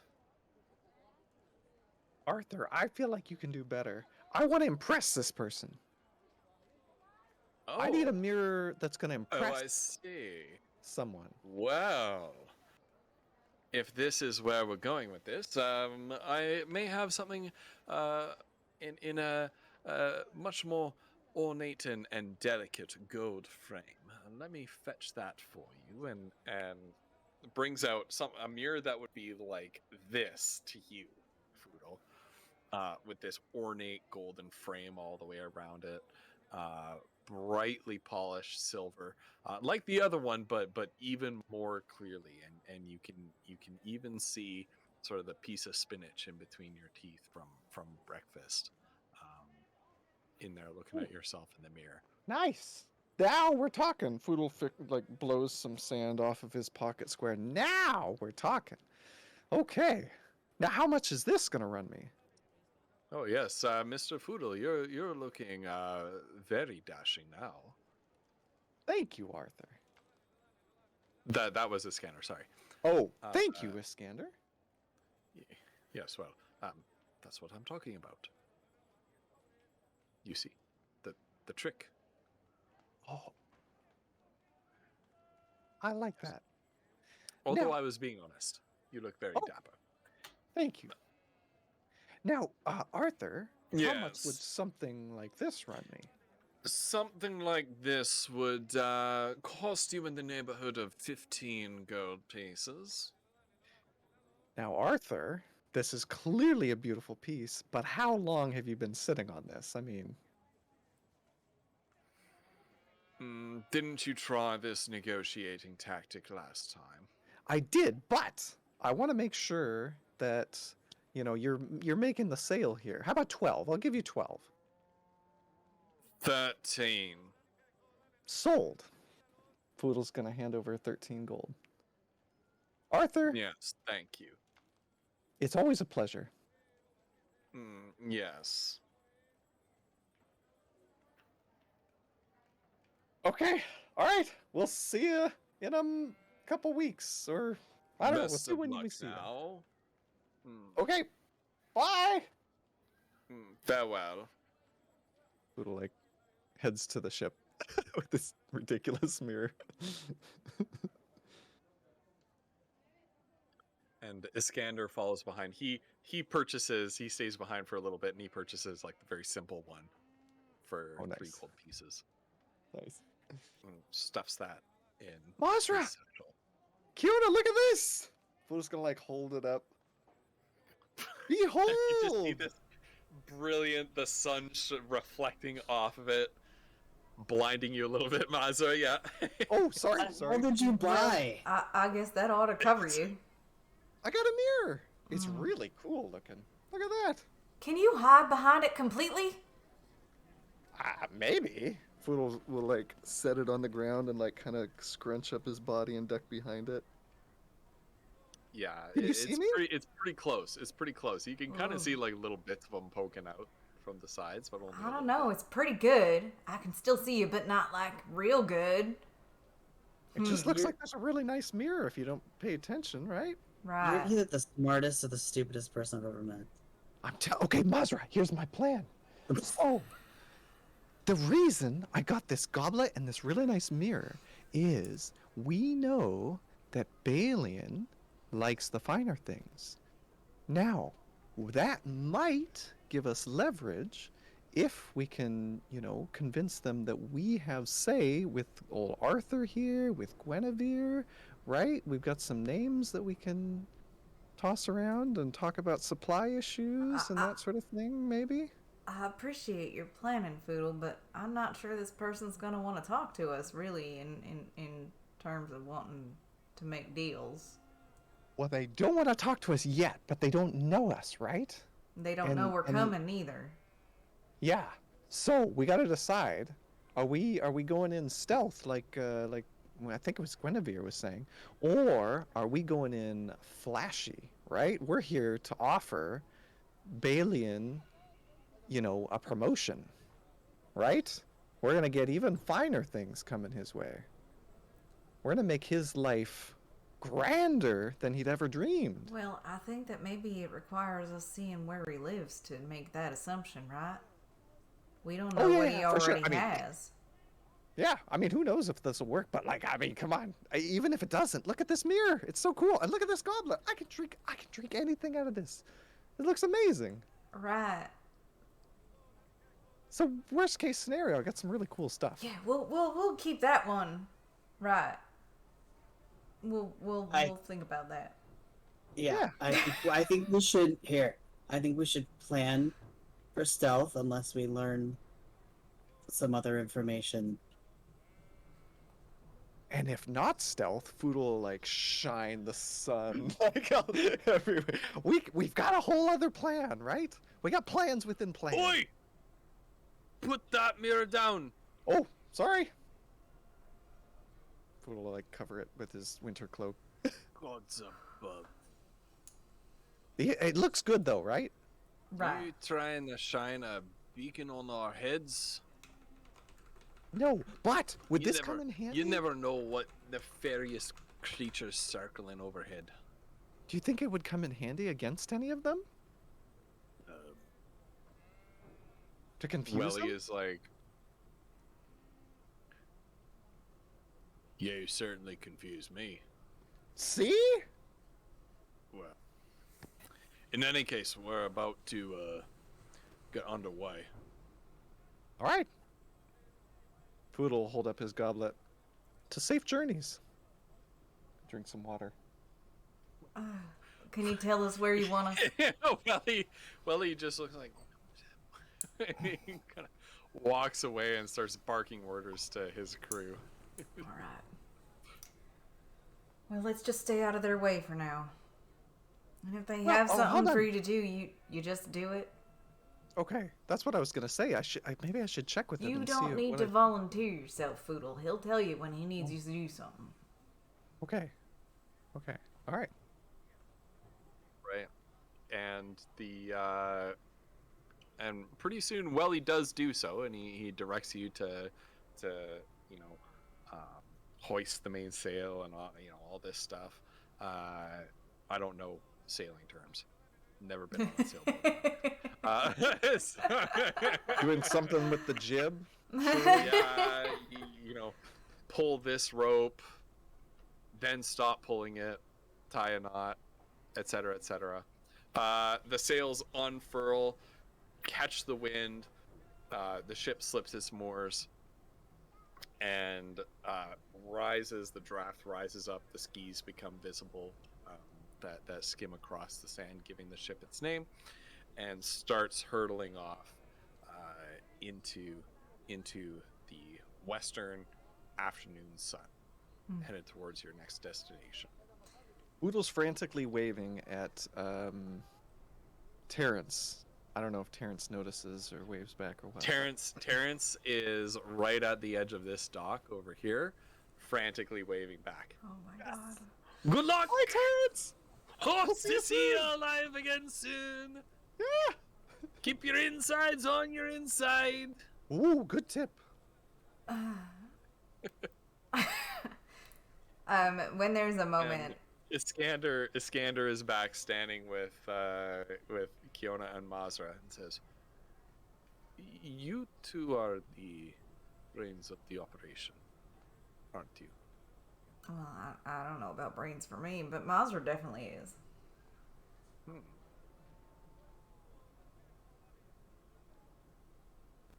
An honest little fellow, isn't he? Yeah, he's too honest. But that's okay. That's why we like him.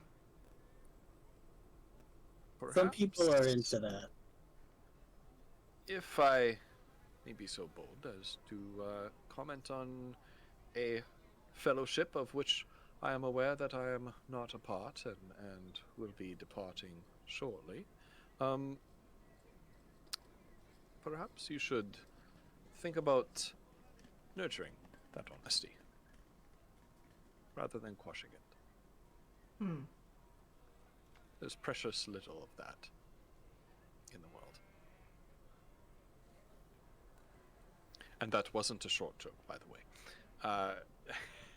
And Iskander walks away and gets back to some work.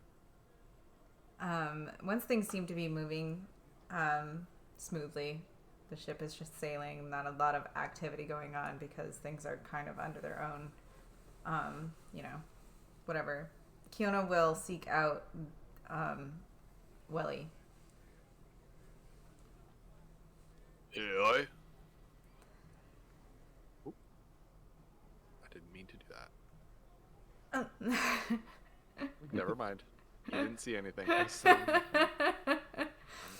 We're on a ship. We're on a boat. I'm on a boat. Kiona will make sure Mazra is nearby so that she can hear anything that Wellington says. Oodle's trying to negotiate his way up into the crow's nest. Roll persuasion. What? I've got really... Look at the scope on this thing. Rick. What is my persuasion? That's such a bad roll. +1! It's a 6 total. I can see so far. Yo, little man, you just gonna fall down and hurt yourself up here. The guy's kind of rude about it too. No kids up on the crow's nest. Little turns around and drinks out of his goblet again. Go ahead, Kiona, sorry. This fine. What can you tell us about the Garden of the Moon? Who are you asking this to? The Welly? captain, yeah, Welly. Right. Garden of the Moon. I ain't been there more than a couple times, if I'm honest. Creepy place. Creepy. Very creepy place. Yeah, give me the willies. Gives Welly the willies, as they say. Right. Have you ever seen anything interesting there? Oh. Statues are something to look at. Near the entrance of the garden. I've never ventured in much further than the entrance. What do the ones at the entrance look like? Well, people mostly. Mostly. Some of them interesting creatures, yeah. But, all very beautiful sculptures, if I may say so. I was never much one for art, but, I know what I like. What are the other kinds of things you delivered to the Garden of the Moon? I know it's don't ask, don't tell, but we have more important things to do there than just deliveries. Mostly foodstuffs. What's Kind of thing that you can't get on a little spit of land in the middle of the desert. right?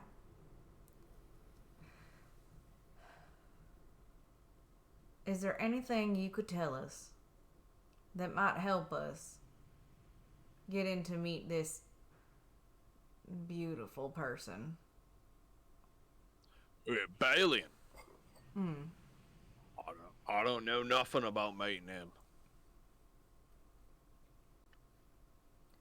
I only know he's got a couple of rather brusque lackeys. Taciturn sort, if you know what I mean.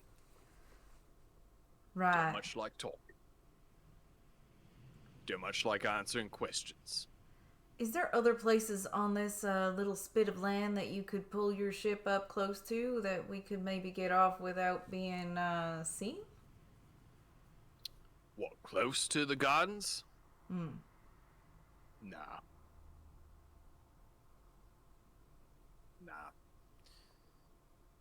There are some islands along the way where we might pull in and make landfall for the night, but after that, the garden's located on a island completely isolated from the rest of the desert. So they're gonna know we're there, whether or not we come in from the front gate. I'm not sure about that. Couldn't tell you. The place, honestly, if we weren't met by his sentries on the beachhead who were expecting us, I would think the entire island's abandoned.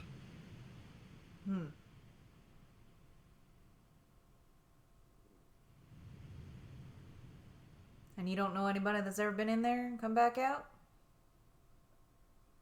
Not a soul. Not a single soul.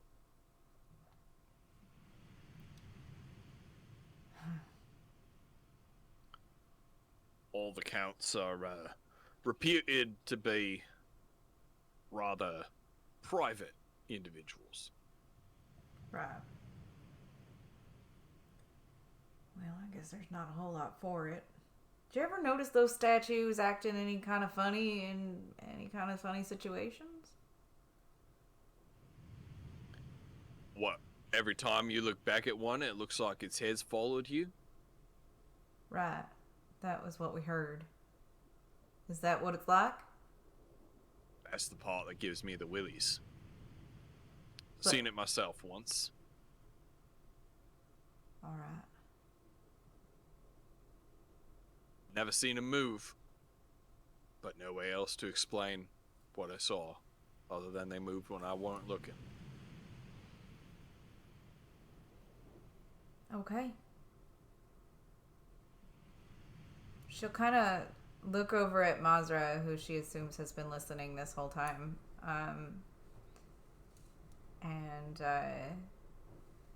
shrug a little bit to try to be like, I don't know what else to... if there's anything else to ask.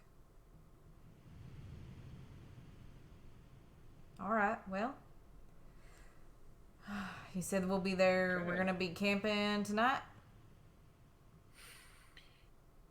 Yeah, there'll be some islands along the way, and I think we'll pull in there. We can make some camp. We can rest the night and get you to the island in the morning.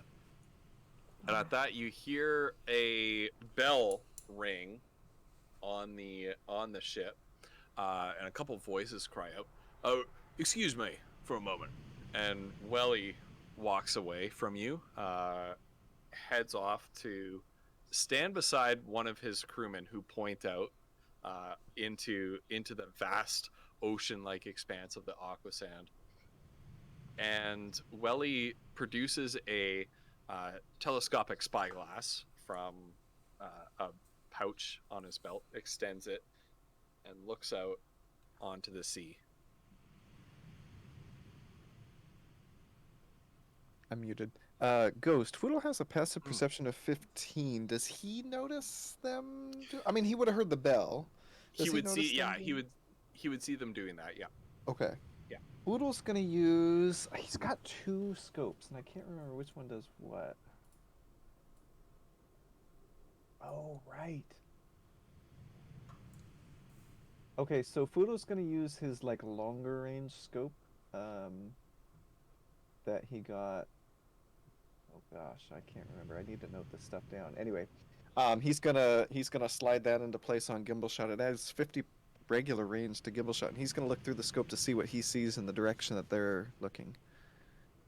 So you see a spot in the aqua sand that is bubbling and churning and kind of moving about as if there's something kind of moving under it. And you see some talon-like appendages shoot out of the aqua sand and thrash madly at the surface of it. And at this point, Welly bellows out, "All hands! Welly, Turn the what ship 15 degrees of port."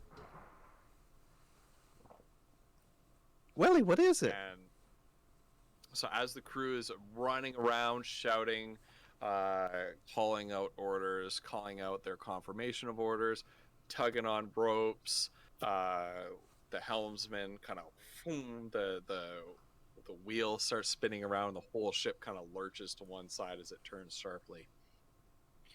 "Well, that out there's dinner. Call that a burrow blow." Oh. A burrow what? Burrow blow. Burrow blow.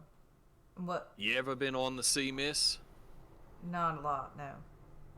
Yeah, well, some creatures out on the sea, like whales, dolphins, when they come to the surface, they eject water out of their blowholes. It's called a blow. Oh. Out here, on the aqua sands, nothing lives here. However, all over the desert, you've got these burrowing creatures called Kruthiks. On occasion, they, being blind as bats as they is, they punch through into a bank of aqua sand, as we are now, and it causes them to drown. They can't swim in it. They can't burrow through it. Oh. When we happen to be so fortunate as to spot one as we did, grab the fresh cadaver, bring it on board, and butcher it for sale at the market. Oh. See, they're, well, Iskander kind of walks up to you at this point and he says, Kruthik meat is a essential source of food in the desert, and the tail meat in particular, I have heard, has become something of a delicacy in the grand dining halls of Lysantia and Gurpok. Oh.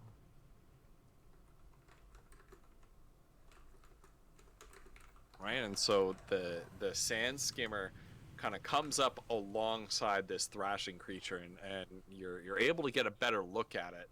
It's some sort of cross between like an insectoid, like crustacean looking thing on the one hand and a reptile on the other. You can see its foreclaws look very wicked indeed. Good for burrowing, but also look like they would easily skewer you if you took a wrong hit. Its jaws open up, sporting needle-like fangs as it sort of thrashes and gasps for breath. Welly's crew come to the edge of the boat with harpoons in their hands and throw them down into the creature. It screeches in agony as it thrashes in its death throes, eventually going still. The sailors pull it aboard, drop it onto the deck. Its body, very big and bulging. Gods above! That's the biggest Kruthik I've ever seen. Gonna eat well tonight, I tell you. And he kind of gives Foodle a punch in the shoulder. Oh, good. Right, mates, let's get to work. Let's get butchering this creature. You lot can stand back. It takes a little bit of an expert touch here. Those Where bulges normal. would you say on this creature are its weak spots before you cut it all up, in case we ever encounter one of these? Well, God for you guys.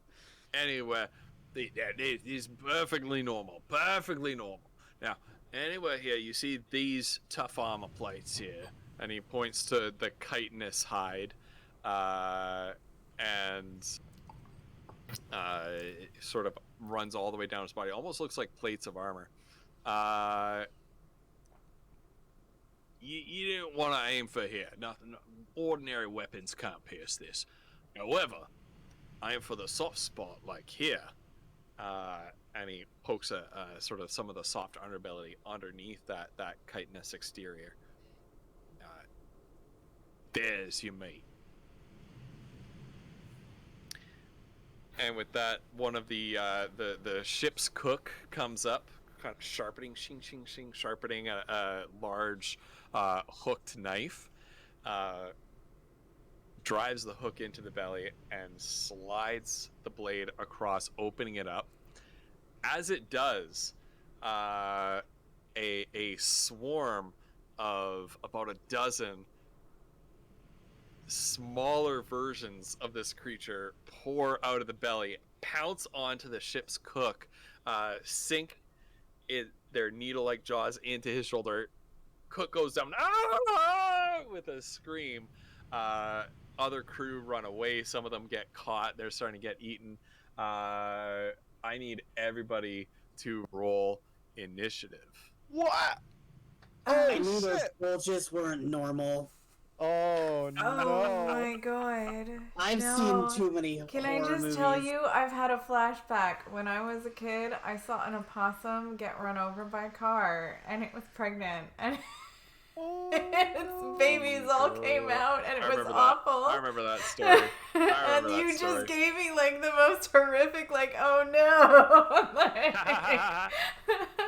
Oh no. All right. Oh, there's so now, many. Before we fight, you had enough time to take a long rest. So if you or a short rest.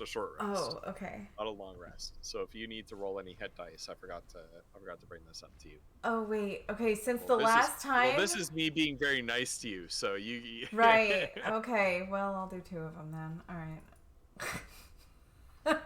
Yeah, Kiona, I was watching back Flutter. I was watching back the last episode, and when you rolled hit dice last time, what you did was you rolled your d6s and then you added your con mod, but you add your con mod for every dice. So what you did was you rolled 3d6 and then added 1, which I assume is your con mod, but you should have added 3. Are you sure I didn't add? I feel like I watched it. I'll be right back in a second while you're rolling initiative. So technically, you have 2 more HP than you think you do. Anyway. Well, thank you. I didn't know if it would come up, but yeah. That heals me to full. Yeah, because anyway, it's per dice. Right. Dice. Okay. All right. Well, I am healed to full now, so that's good. But how many?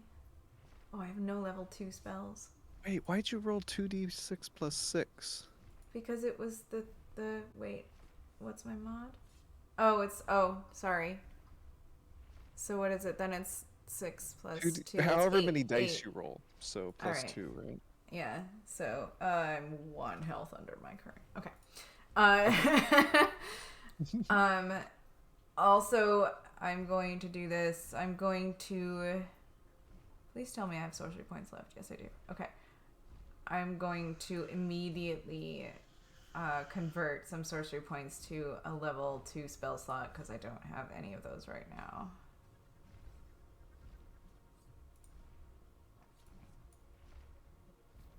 Where are you? 3 That's a good points. thinking. Megan, is that probably good practice? Like, to use whatever spell or sorcery points you have left over before a short rest? I can do it on a bonus turn, so I assume I can do it during a short rest. Well, like, do you get your sorcery points back on a short rest? I don't think so. I get them on a long rest. Okay, but I do have still some left from the last time, so... Right, Adrian? Okay. Oh, right, I need to roll a fake. I will also be right back. Okay, this is a fake initiative. This is not Fiddle's real initiative. I rolled that manually. It's a shame. Alright. I can convert sorcery points to spell slots anytime I want. I think. I mean, he just gave us time to roll hit dice. I would assume that I can do it on a short rest if I can do it as a bonus action in combat. Oh, yeah. All I was wondering is if you get your sorcery points back on a short rest, which you don't. Which I don't. Yeah. Then what you should always do before every short rest, which again, this doesn't matter because you don't get them back, would be to like turn any unused sorcery points into spell slots. But yeah, right. Well, but I like to leave sorcery points enough to use them for spell slots in mid combat if I really need something that I don't know that I have. So I don't want to use them all up. And I also use them for the meta magic casting too. So I want to keep them. Ghost Pepper. Can I convert sorcery points into spell slots during a short rest? Normally, yes, but not right now. So you're not gonna let me do that? Because okay. No. Then never mind. I have 6 sorcery points left. Because you can't. Y'all. You can't short rest. You can't. You can't short rest before a battle. I'm being nice to you guys because you keep on forgetting to take short rests. Okay. This is the only time I'm being nice to you, though. Thank you, Ghost.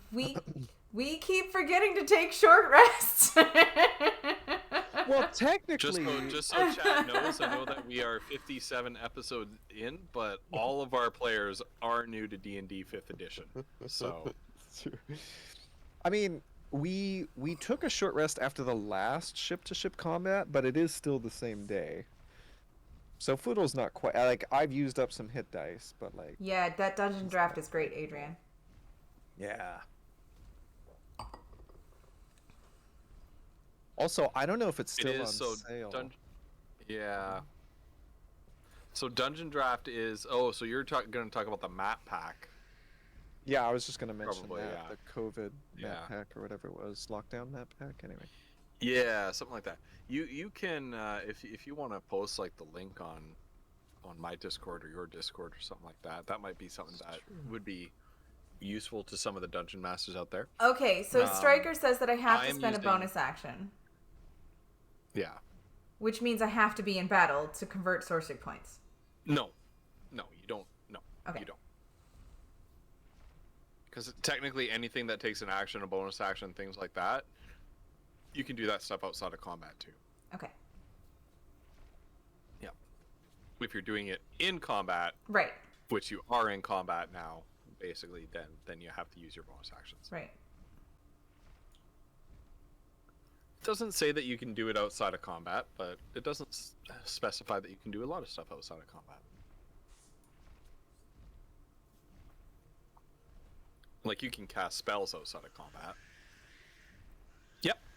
Yep, that's okay. That screeching sound sounds awful. I know. Oh my what gosh. The hell? I'm so sorry. I know you just went AFK to do. I was so wrapped Nobody's up in being my domestic. sorcery points. I'm gonna be right back. I'm so sorry. Yep. Okay, everybody's initiative is in. Yeah. Gosh, I rolled so much better in D20 or Roll20 than I did in real life, but that's why I commit beforehand. Where is Kiona's? She hasn't rolled hers yet, I don't think. Or maybe she did, but she didn't like add it.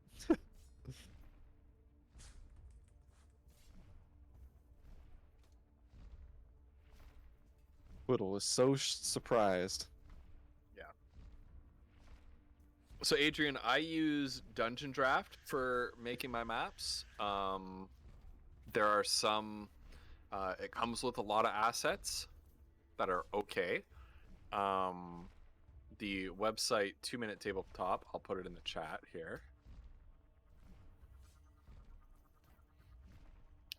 That site does have a bunch of assets for Dungeon Draft that are pay what you want.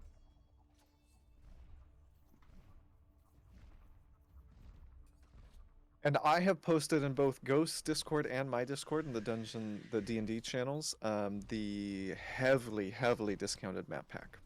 I think it's like a, you know, if nothing was discounted in the map pack, it's like $1,000, but it's currently like 40 Canadian. Anyway. Yeah.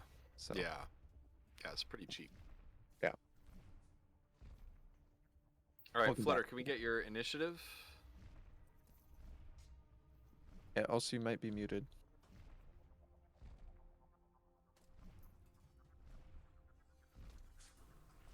Yeah, sorry about that.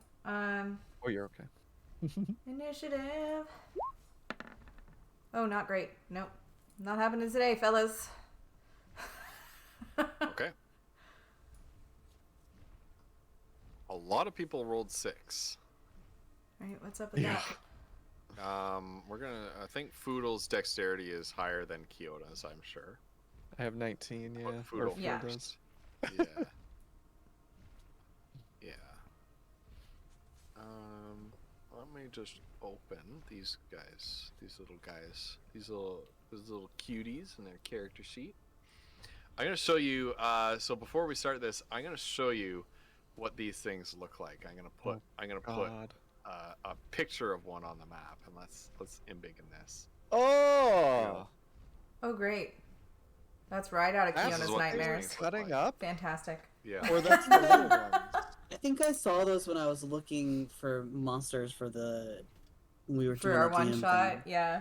Yeah. Oh, Mhm. God. Yeah. That's horrifying. Kruthix. So that's like an adult one. You're fighting smaller and slightly Like cuter baby looking ones. ones. Slightly cuter. good. Yeah. Yeah.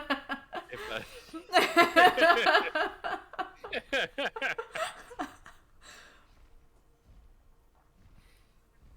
All right.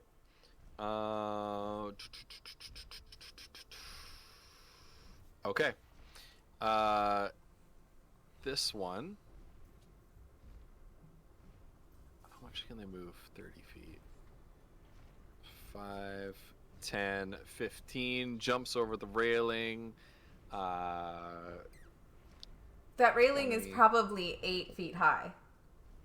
Yeah. Okay. So they've got a generous climb speed. Cool. Just they've got a generous double climb speed, so checking, just making sure Yeah. we were all even on that one. I was very worried for them. Oh, dang it. Okay.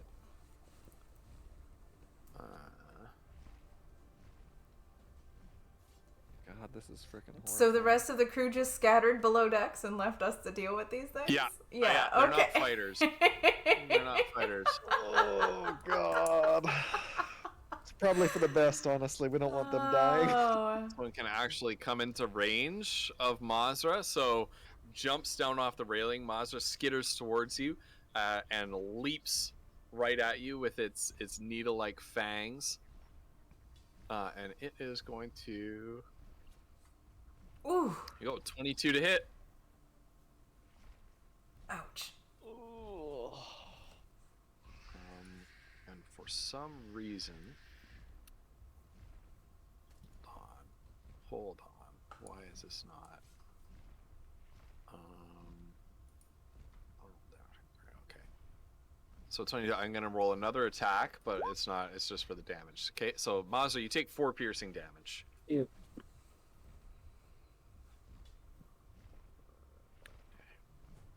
10, 15, 20, 25. Mazda, you're on deck in a second here. 20, 25, 30. Skittering down the stairs. Mazda, you're up. Okay. Are these, like, how big are they? Like, They're like the size of medium-sized dogs. okay.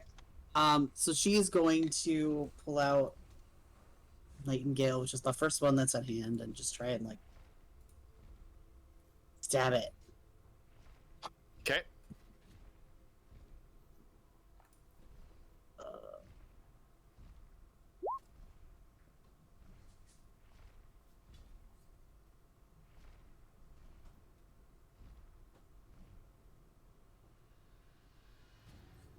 Teen? 15 does not hit. No. Oh. Damn it.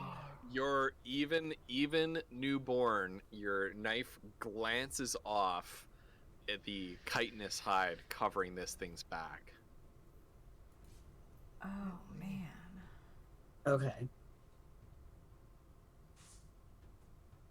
Let's see. I guess for this round, she'll just try and stab it again. We'll see if that works. Okay. It's like really high. Oh. Okay. Yeah. 16 hits. Yes. Wow. Oh. Second that's a second high attack, threshold, you though. managed to find a space between the plates of chitinous natural armor. Your dagger digs in. This little guy squeals and writhes in pain, gnashing at you with its teeth. Doesn't die though. Looks very hurt, but not out of the fight yet. Okay. Anything else? Move action?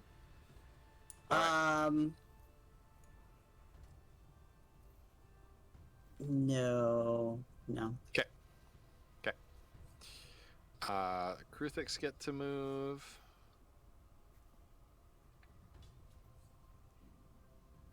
Okay. Some more skittering across the deck. Oh, I don't like this. They're closing in on you slowly, jumping over the railing.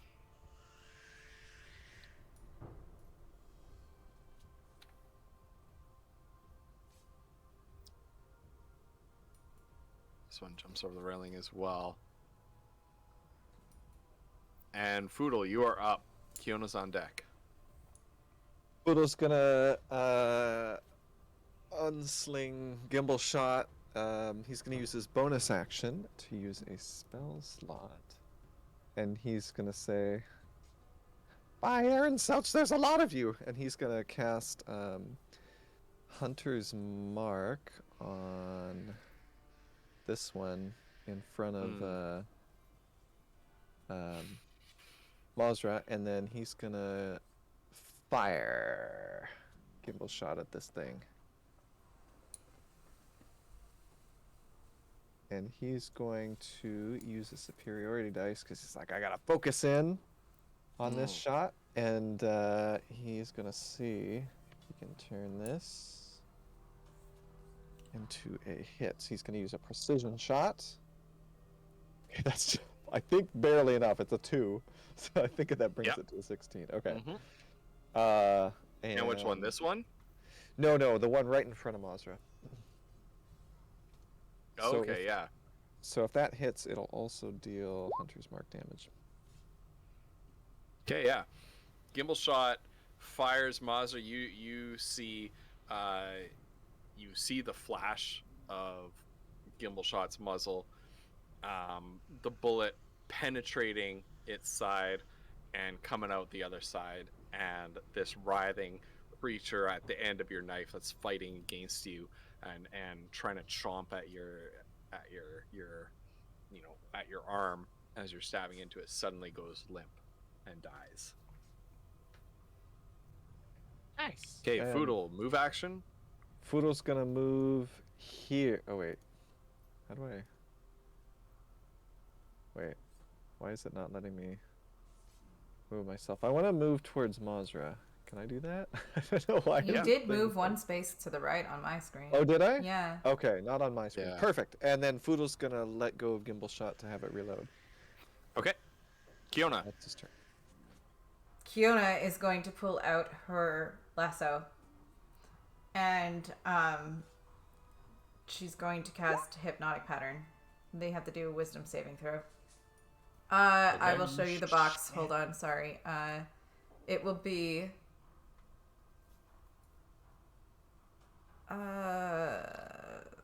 this box here, from here to, it's all of these guys. Okay. So basically, this one and this two, one. These two, yeah, those two are not, yeah. Okay. Okay. Where's my wild magic? I'm just making sure. I rolled an 8 on a wild magic. Oh, okay. So let's see. I've got a lot of wisdom saves to roll here. Sorry, I know that's a lot, but like it's my best. It's my best move right This one, now. help me keep track. This one closest to Foodle saves. Next is this one. This is what I get for adding so many enemies in. Can you put like a symbol This on one them? saves. Holy shit! Really? No, I'll put a symbol on the ones that fail. But thank you, Master. Wisdom. This one fails. So what is it? It's hypnotic. Hypnotic pattern. So each creature in the area who sees a pattern must make a wisdom saving throw. Failed save, creature becomes charmed for the duration, which is concentration up to a minute. Yeah. Yeah. I'm trying to look for one that looks like you've been hypnotized. Is there like a swirly? Not really. You'd think there would be. Right? We'll go with this one. We'll go with this one. Oh my god. Check out what icon there is, though. Hold on. I'm going to put it on Foodle. Look at that one. Ooh! Look at that one. A nice leaf one. Yeah. I like that. Little leaf. Little leaf. Just for when Foodle has some of his leaf. Okay. There we go. Take it off for now. Okay. Which one failed? This one failed. This one. Wisdom save. Failed. This one.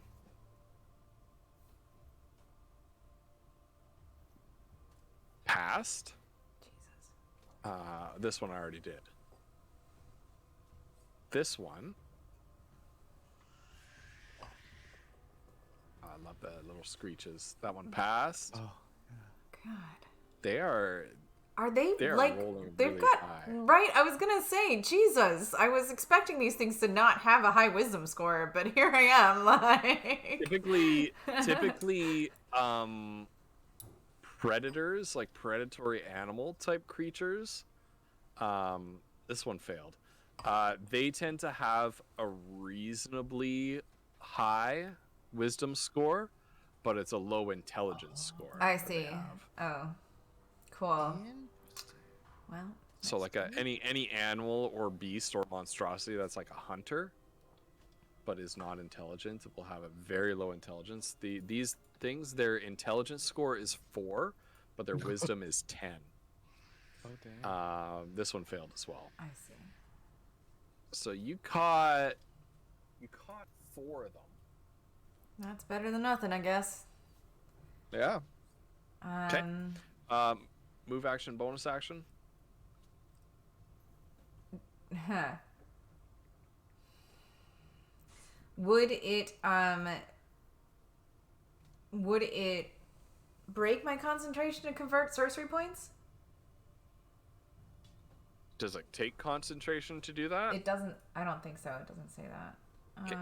Then nope, you can okay. do that. All right. So that's what I'm gonna do. I'm gonna make sure I have a level 2 spell slot for the next round. Okay. And all right. That is that. Okay, so you force yourself to calm, sort of regulate your breathing. You kind of recenter yourself, summoning a deep from that deep reservoir of energy deep inside yourself, to concentrate the kind of wild energies that are coursing through your body to kind of crystallize and condense into power that you can control. Okay. Anything else? I believe that is it. Okay. What happens when these guys are hypnotized? They do nothing until Becomes charmed for the duration. Yeah. While charmed as well, the creature's incapacitated. The spell ends. Okay. Yeah. So we've determined that the 1 minute effects only last 6 rounds, though, right? Because we changed the timing to that's right. 10 We seconds changed the per timing. round, right? Okay. Yeah. So 5, I should 10, probably put a marker 15, down for that. 20, 25, 30. And it is going to, so this one skitters right up to Kiona, rears back on its 4 hind claws, and with its 2 frontal skewering pincers, sweeps out with a slashing attack. Kiona, 15. Shield, 15 to hit. Shield, okay. Yeah, deflects so the Kruthik's pincers hone in on you. You instinctively throw up a hand, and an invisible force shield kind of bounces its pincers away from you. That's a 10. Roll here. That's a 10, okay. Wild Magic Surge. No Wild Magic Surge for you today. This one is incapacitated. Back around to the beginning of the initiative order. This Kruthik, 5, 10, 15, 20, skitters right up at Kiona and attacks. And because these creatures have pack tactics, it gets advantage. God. Yeah, that hits. So Yeah. 24 to hit. Okay, takes 7 piercing damage. Got it. As you're so distracted from the first one, the second one, clever girl, comes up beside you and stabs you through the leg with one of its pincers. Ah! God. You'll hear Kiona. This one is shout. incapacitated. Does she need to do a concentration check? This one Because is she's not. She has Yeah, Warcaster, so she has advantage on Oh. Constitution saves Nice. for concentration. Yep. So Roll your con save okay. at advantage. Oh, I didn't roll the advantage. Sorry. Second one. I think that's a pass anyway. Yeah, you only need a 10. Well, Oh my advantage gives me a hardcore pass. Yeah. So. Wow. Dang. This one comes up on the side of Mazra, makes an attack. 21 to hit. Why are they so high? Right. Yeah. They do get a +5 on their attack roll. But still, those are some pretty high rolls. Yeah. 4 damage. 4 piercing damage. 2 damage. Yeah. Okay. The next one comes 5, 10, and it's going to stop there. And likewise make an attack on Mazra. This one at advantage, because one of its allies is within 5 feet. 23 to hit. That's not. No, I'm just kidding. Yeah, So take 7 piercing damage, and you are up. if we die to these, I'm gonna be really Right, mad. no kidding. We could very easily die to these. I'm just putting it out there. Yeah. I think I want to do things, but we're on a ship. I can't set our ship on fire. I just can't Do set it. our ship on fire. I really need some water spells so I can counteract Monster, the what do you things that I do. Can I, this thing right here, can I grapple it? Which one? Just this one here. This one here? Do you invoke an attack of opportunity when you grapple something besides something else? Is it counting it? Well, I'm no. honestly Here's wondering. what I'll do. Is this one counts as in range? I guess, right? Which This one? thing. This- Yeah. Yeah. Wait, no. I will use my disengage. Disengage from that one if I have to, and move over here. Okay. Yeah. So you disengage Okay. from this one. Yeah. You're still within the threat range of this one. So No, I'm not moving out. I want to try to grapple it. Yep. Okay. So what do I roll for that? Athletics check.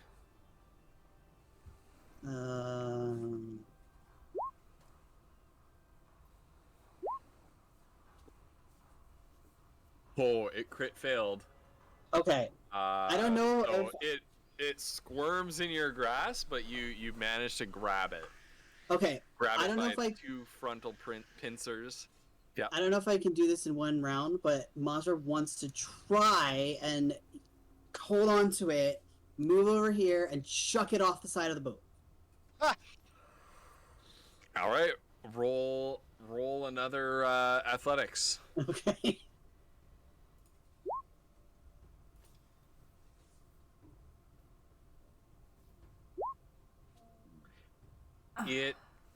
Its hind pincers grapple onto the railing of the ship, and it prevents you from throwing it overboard. It's like a fucking You're cat still that grappled won't go with in it, its though. carrier. It hasn't. Yeah. It hasn't. It hasn't broken the grapple. You're still grappling it, but on its turn, it gets an attempt. Okay. Claws coming out. I'm trying to be smart about Right? this. No. That you was a know? great idea. Yeah. Absolutely. Yep. Incapacitated. This one. Okay. Oh, God. Comes up on Kiona and makes an attack at advantage. 23 to hit.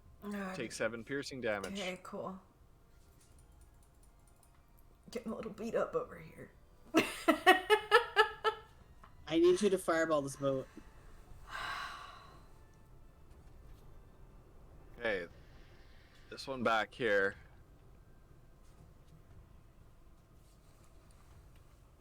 Scuttles around behind Foodle. Let's see, is there anyone? Nope. So that'll be at regular. Attack at regular. Ooh. Bad roll. Oh, welcome, Raiders. Welcome, Thanks so much, Trash. Foodle, I'm guessing a 10 doesn't hit. No. No. Okay. So that's its turn. This one right here scurries up to Foodle as one of them tries to jump on your back, Foodle, and you kind of manage to wedge Gimbal Shot underneath and lever it off of you. But as you're doing so, one comes straight in for the attack, stabbing at your face. And it does get advantage on this one, a 23. Ooh, Okay, that hits. man. Okay. Take These 5 things piercing. suck. Foodle, you're up. Kiona, you're on deck.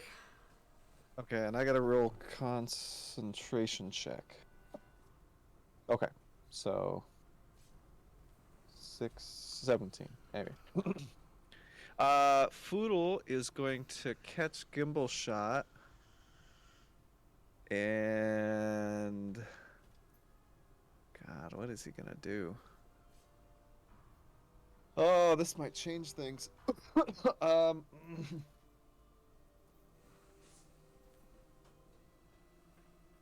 He's going to. Oh God. Yeah. Okay. He's going to use his bonus action to put hunters. Have any of these ones by Kiona been damaged? Did he notice any of them? Nope. I don't think any of them have been. Nope. No. Okay. The only Foodle's one that's gonna- been damaged is the one that you killed outright. Right. Okay. Foodle's gonna shoot at this one here. He's gonna use his bonus action to put Hunter's Mark on it. And oh my God! And he's gonna use another superiority dice because he feels like he really needs to focus up on this. Ugh. That's an 8. Okay, we're good there. So Hunter's Mark damage, so 11 total. Okay. Is that roll of 15 your final roll? Well, it's a 15 plus 8 15 plus 8. Okay. because he used a precision shot. Perfect. On which one? The one right between he and Kiona. So this one here. Okay.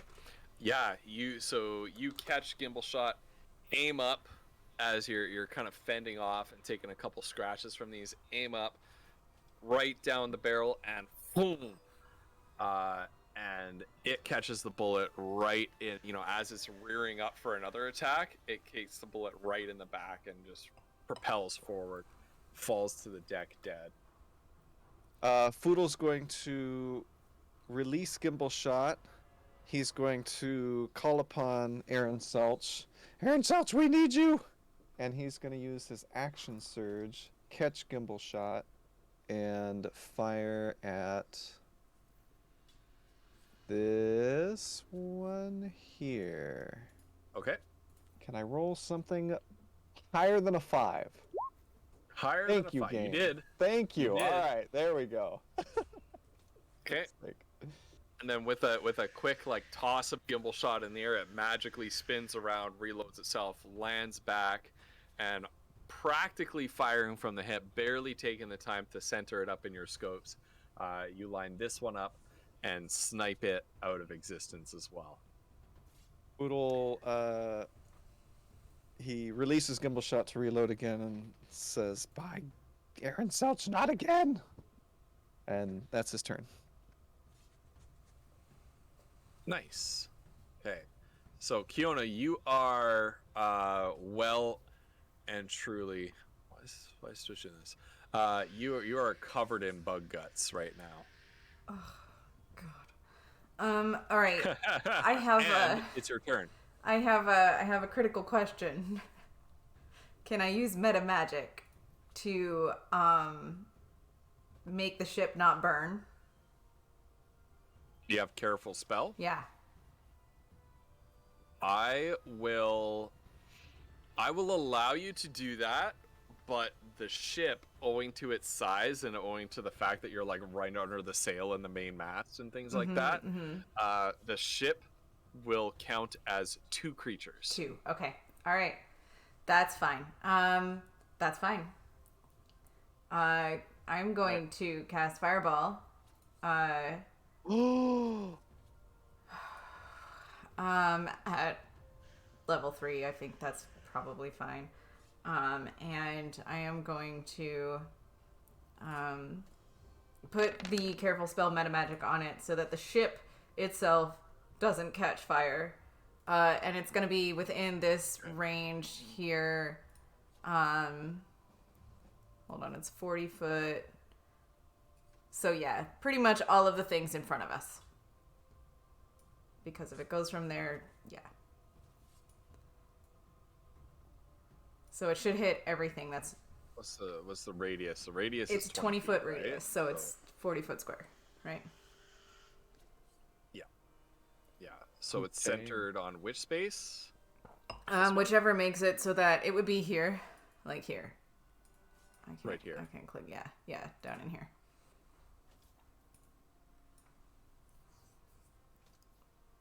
Yep. Okay. Ooh. Okay. So basically catches All of them. everything south of where Kiona and Fudo are standing. Okay. Perfect. What was the damage on that? 24? Yes. Well, so here's the thing. I'm not going to bother rolling saves because even if they make their saves, they're going to die.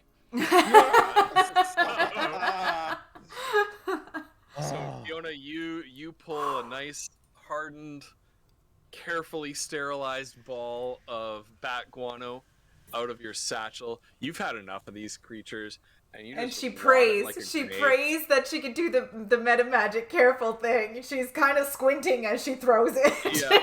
Yeah. Does she pray to Channel- anyone in particular?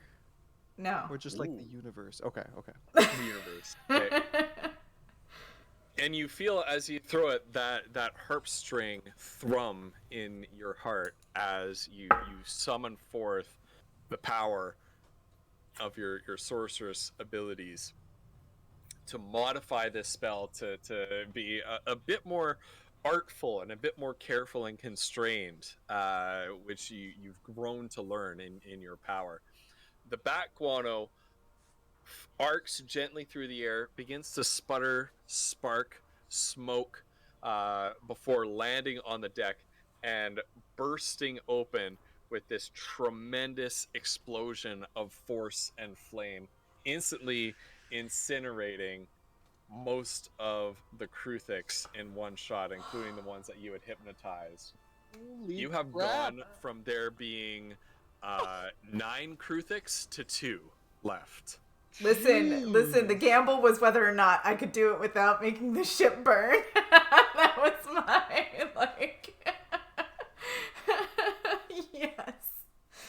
yes. All right. Heck yeah, Kiona. Dare I ask if you have any move actions or bonus actions? Is meta magic a bonus action? It doesn't it seem to something say what free it that comes is. with your spell? Yeah. That's fine. That's fine. Yeah, so it's a free action to add that. You Yeah, spend your it's spell just to do when it. you cast a spell, you can do it after you cast a spell in most cases. But yeah. In some cases, yeah, you can. So perfect. So move action or bonus action? I don't think I have a bonus action that I can use to help Foodle, so I think I'll stay where I'm at. So we've got Or one. Monsra, the one that's clinging to the deck. Ooh. Ouch! What is your let's find out whether or not you need to even bother rolling this. So it gets a 23. Can you possibly reach 23 with your athletics skill? Because you've got to use your athletics skill. I don't. How would you figure that out? Well, what's your athletics skill bonus? 4? Is it actually? Okay, well. Wait, give it a roll I then. think that's the number next to it, right? So if you roll a 19 or a 20, I don't know what happens on a. Yeah, close. Yeah. So this squirming creature that you're trying to throw overboard, it's digging its hind claws into the ship's railing, just peeling back wood, stopping itself, screeching at you as you just heard on the soundscape, gnashing at you with its teeth. It's too slippery. It's still covered in the ichor and the fluids that it came out of its mother from. Very gross encounter. Welcome, Raiders. They found like a big bloated one of these and dragged it on board and started butchering it for its meat, and it had a bunch of babies inside. It's disgusting. It's like aliens or some shit. Yeah. Oh. It actually slips out of your grasp, and while you're holding it like this, it like skitters up onto your arm and makes a couple quick slashes right at your head with its pincers. There's the action. 20 to hit. Ooh. All right. 7 piercing damage as its frontal claw just slashes you across the face, You take drawing 4. blood. You're taking 4 breaking skin, but you managed to maneuver out of the way just in time. That is a glancing blow. And actually, you're up now.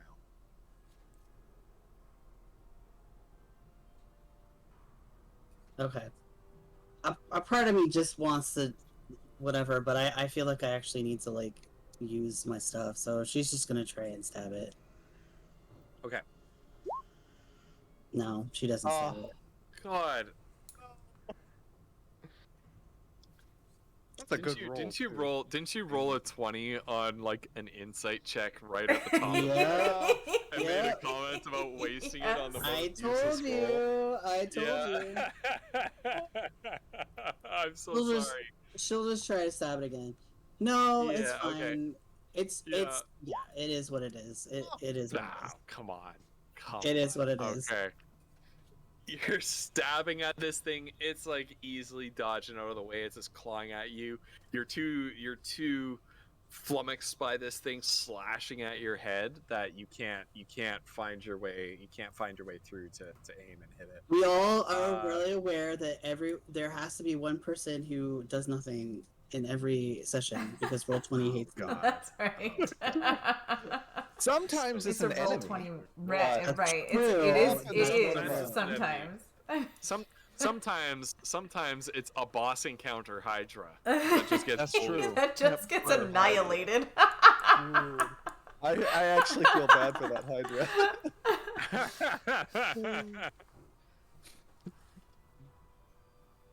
All right.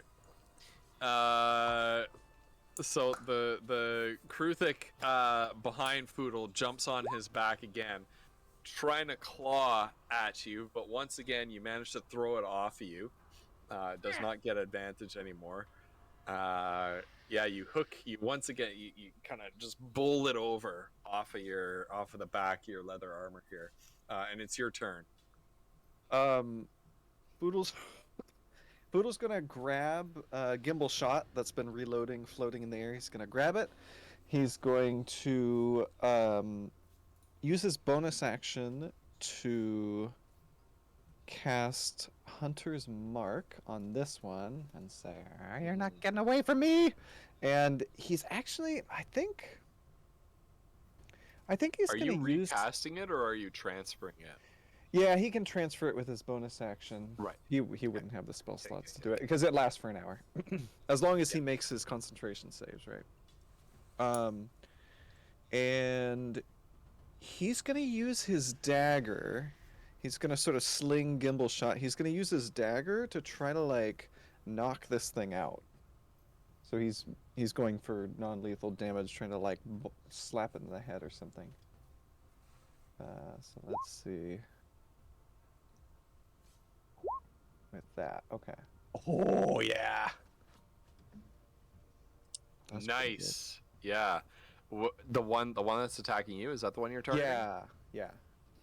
All right. Yeah. You throw it off, flip gimbal shot around, aim up, and boom. Punch a hole basically through the deck. Oh, well, he was using he actually slung gimbal shot. He was using the blunt end of the dagger to try to knock it out. Okay. Oh. You're fine. You knocked it out. Okay. Yeah. Okay. And then It is Foodle's knocked gonna out say, cold. okay, perfect. And Foodle's gonna be like, "All right, Mazra, let's finish this."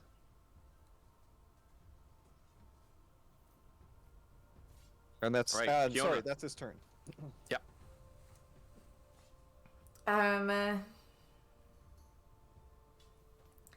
Kiona is going to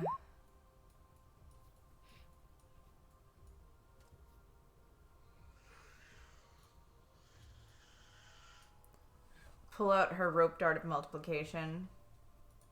Mm. And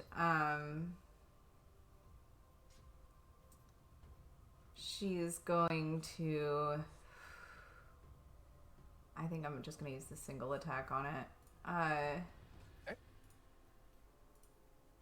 That should work for the single attack. That hits. Yeah. And you manage to knock it with this rope dart. You manage to catch it with the blade in a soft part of its underbelly. Knock it off of Mazra, so it's kind of like peeled off of Mazra where its hind legs were gripping her arms. It leaves some little scratches that deal 0 HP and damage. And kind of knock it back, and it kind of falls on its back, and it's precariously balanced on the ship's railing, sort of squirming, clawing with its feet. Bonus action.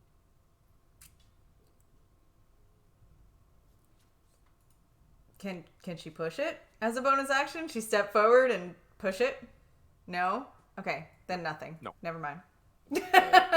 Shove. The shove action is an action. Oh, wait. Okay. Nope, it's an action. Never mind. Okay, cool. Okay. The Kruthic spins around, comes back up on its on its front. Has nothing with which to trigger Foodle's gnomish cunning. No magical enchantments here. Yeah. Yeah, and it makes a slashing attack at Foodle. Oh, 18. Ah! Just gets him. Okay. 7 piercing damage. Ah! As the front claw pierces through Foodle's studded leather armor, right in the hero spot. Right here. Probably the 17th time Foodle's been stabbed there over the last year. There's just a permanent hole in his shoulder. Yeah, and that's it. Mazza, you're up.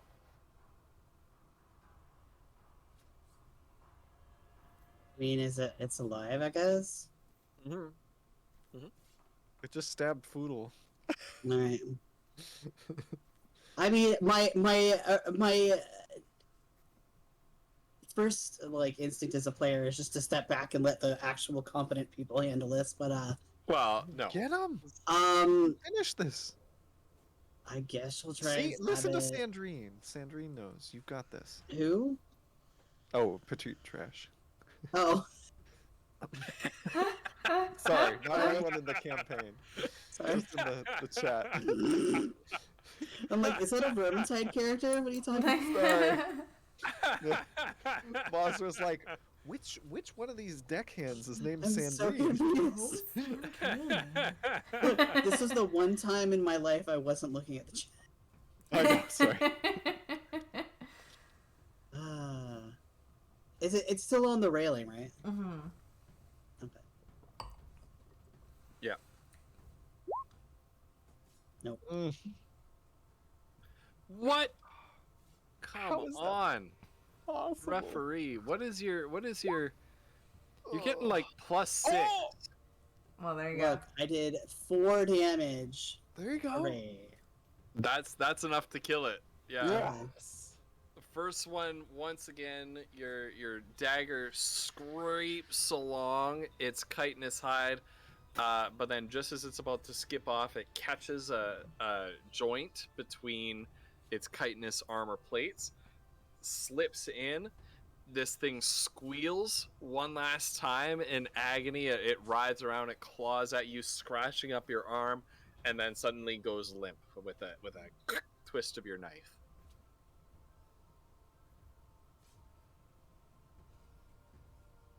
Okay.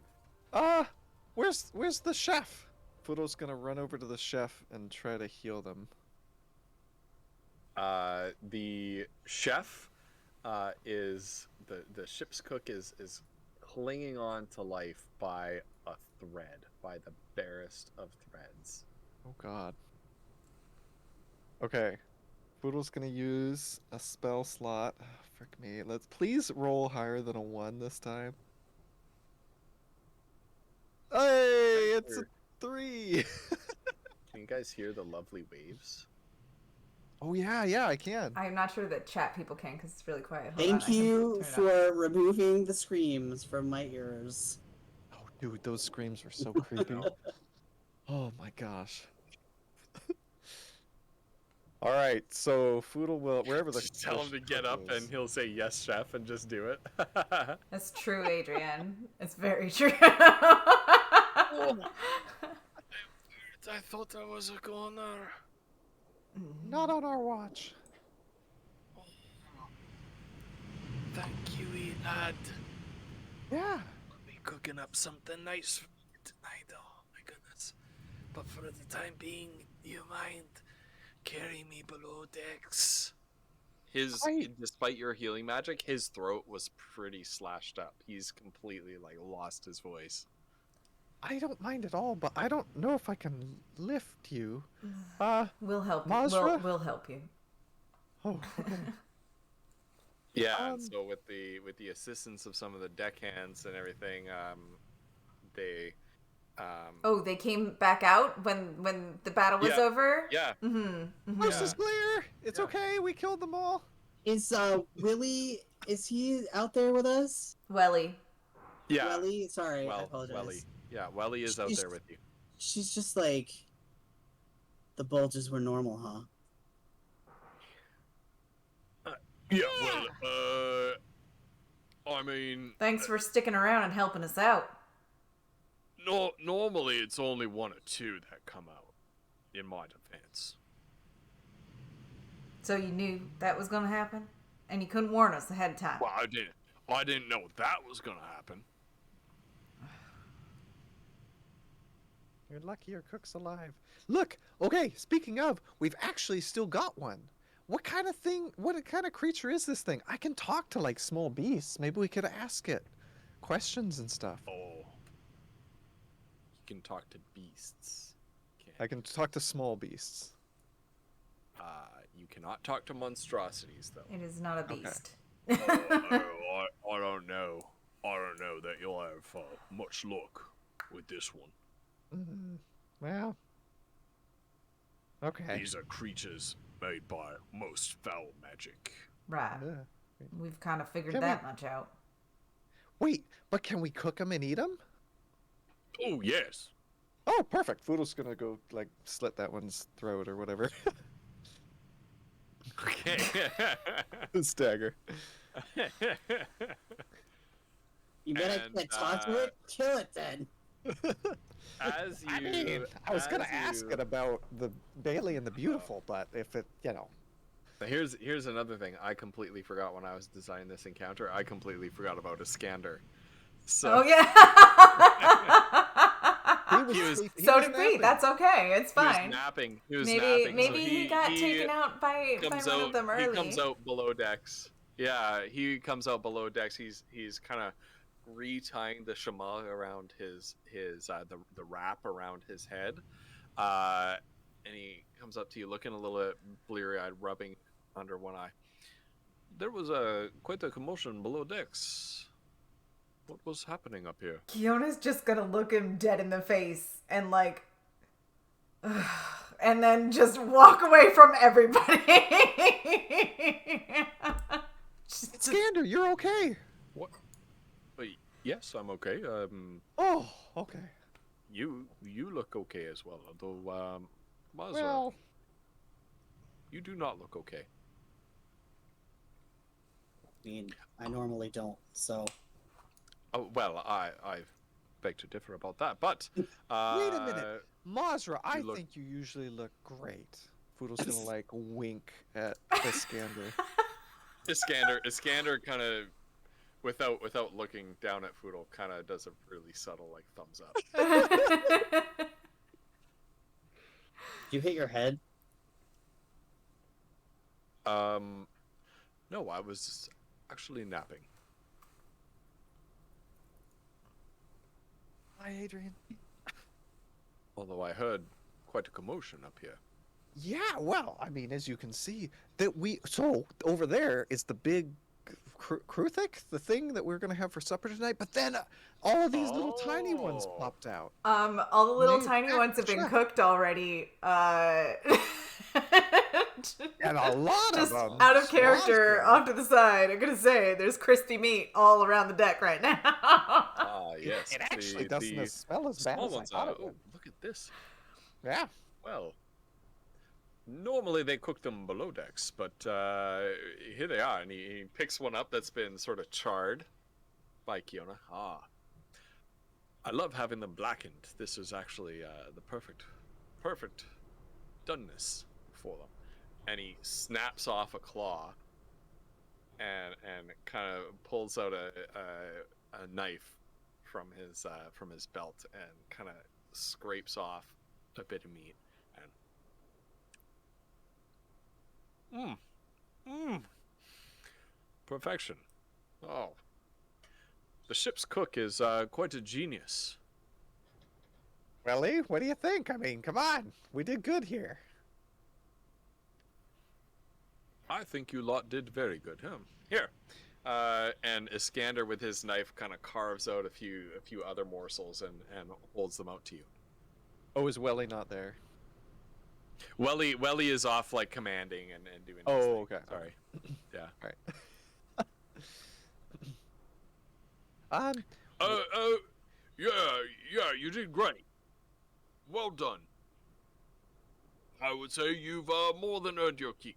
More than, I believe they we kinda goes probably back to- earned a couple gold off our passage. I didn't know your ship's Roll- crew would roll be persuasion. running and hiding every time. Oh. Roll persuasion at advantage. Oh, at advantage? Good, because that was not the greatest roll ever. Not that that's better. Cool. Not great. She's angry. We can talk about that later. Welly, do you have like an onboard medical person, like a medic or something? Or should I check Yeah, on the below cook? decks. Oh, okay, all right. Okay. All right. Well, I don't know Then about Welly you gets guys. back to work. Iskander's handing out cooked Kruthic meat from Kiona's fireball. Kiona will grab a piece and just like stalk off, and she'll Scanners. just like rip a piece off and just be like, "Son of a bitch, this is good." She's so angry. Yes, I find that it actually tastes like chicken. There it is, guys. Oh my god. Was that the episode title? Hold on, That let me is check. the That's the episode episode title. That's the episode episode title. title. Oh my god. Ghost, how big are these things? Can Foodle pick one up? It's probably about half the size of Foodle. Okay. Foodle's gonna like, I don't know, he's gonna sort of, Mosra, can you help? I think I can probably have like maybe just a tail or something of one of these burnt ones. The tail's the best part. Yeah, I've heard. Sure. Like, can you break it off for me? I don't think I can do it. All right. Perfect, thanks. I think It's a I gotta shame. go get some. I'm gonna eat this while I'm bandaging my wounds down below. Unless Welly needs us. Alligator doesn't taste like chicken. Just FYI to anybody that's out there. I mean, it's just meat. It doesn't have Everything really I any looked flavor. up said it tastes like chicken. It's just not. It's not the same. It's I just didn't- not. I did so Well, much. this was I some- did How do so you much know? I've research eaten. and I've preparation eaten for this. alligator. I'm just saying. Wait, and Megan, you've eaten it too? Megan's eaten alligator. Who here has? I haven't eaten alligator. I've had it, I but haven't I eaten. mean, I haven't. I grew up in Florida, so Mm. I don't remember I what lived- it tastes like though. So I lived in Florida for So years. you I just- never so you just- tasted one, but we fed crickets to alligators. We have alligator Oh. together, and I've had alligator on multiple occasions. But yes, we have eaten it together. Like you just ate a whole alligator? No, or like just were they served- usually it okay. comes in like little fried up bites or like Oh. stuff like that. So, but it's not chicken, guys. I'm sorry, but Just like imagining an alligator with like a it's not tomato super in its mouth or remarkable. It tastes Just, like like, on the chicken. table. Yeah, no, it tastes like chicken because it doesn't really have a describable flavor. Like that's why people say that. It just Oh, right. okay. Thank you, Adrian. Thank you so much. Chicken we got has a flavor, 3 actually. Independent tastes- confirmation. This tastes like chicken. Right. Command decision.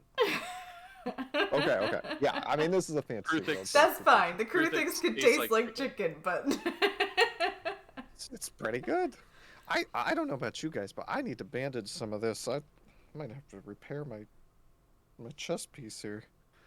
Ugh. So Foodle's gonna take the tail and go below deck and munch on it while he bandages up and hopefully can get a short rest. what do you mean you don't count as an individual? What? What? There's Wait, three of what? us. 3 of us. Didn't you say 3 individual people have said it doesn't taste like chicken? That's you. You're one of the Thought so, 3. yeah. I thought Flutter, Yeah. Adrian, and Megan, right? And Megan. Yeah. Unless there's somebody else. Wolf did. Anyway, Wolf did not say anything other than. Oh, I eat don't it. remember. Because it's been. You I don't know. remember. Mhm. Didn't you? Oh, Used I to, heard Didn't 3. you just used to walk out behind your house and pick up alligators out of the grass? Yeah, and just pretty eat them? much. Listen, I won't move. I don't think I can move to that portion of the world because of that kind of bullshit. That and the bugs. They can all just nope. so mm-mm, many nope. bugs. Too many There's things. so many. Too many things. All right. And so you Can Foodle get a continue on short your rest? journey. Yes. Yes. Sorry. You can all take a short rest. In fact, I'm just gonna put us back on our map. Our map that was made in Wonder Draft. You guys are roaming through the desert, coming this way along the shipping route, and the sand skimmer eventually comes to stop as you're Foodle, you're looking through the scope. You can kind of see it first. You see kind of along the sort of turquoise cerulean horizon of the aqua sand. You can see coming just over the horizon a little strip of verdant green. Ooh. Well, that's a sight for As sore it eyes. comes closer. As it comes Yeah. closer, the rest of you can start to see it. And at a distance, it looks almost like an earthen sort of long, thin earthen island, almost like a sandbar, covered in grass. Welly, is that where we're staying the night? Looks beautiful. Yeah, it certainly does look beautiful, but we are staying there for the night. But I will caution you to be very careful there and wrap yourselves up well. Wrap ourselves Yeah. up well. Aye, that there ain't grass. Oh. That's What is huff it? powder. Huff powder. Oh. It's a mound of huff powder. Oh.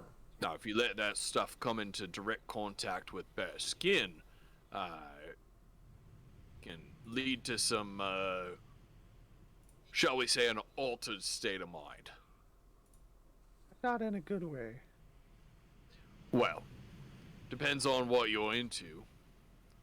I myself enjoy the occasional bit of a puff on some smoke leaf. It has effects rather similar to that, but, well, coming down from it is rather more unpleasant. Oh. Okay. I was tempted for a bit, but you've talked me out of it. Can we sleep on your boat? Iskander jumps in here. Yes, well, if you do have the morning after cure. Yeah, but if we can save it and... True. Okay. All right. True. All right. And so as you kind of disembark from your boat, it can be a little bit unsafe to be staying on the boat at night. Oh. There are things in the aqua sand that tend to zero in on the natural heat coming off of a body while you're on water. Not water, aqua sand. Right. Keep on forgetting, this is not actually water. The characters in the setting know that it's not actually water. I keep forgetting. Well, should we keep watch, or is that not? Oh, absolutely. We're keeping watch. Yeah. Okay. I'm just putting on some Some ethereal lovely music starting to play. Crazy shit. smoke leaf themed music. As you come down onto the what's it called, the Huff powder? Is this what Leader called it? All these were made by Leader. As you kind of step down, the crew steps down onto the Huff powder. It throws up a little bit of, excuse me.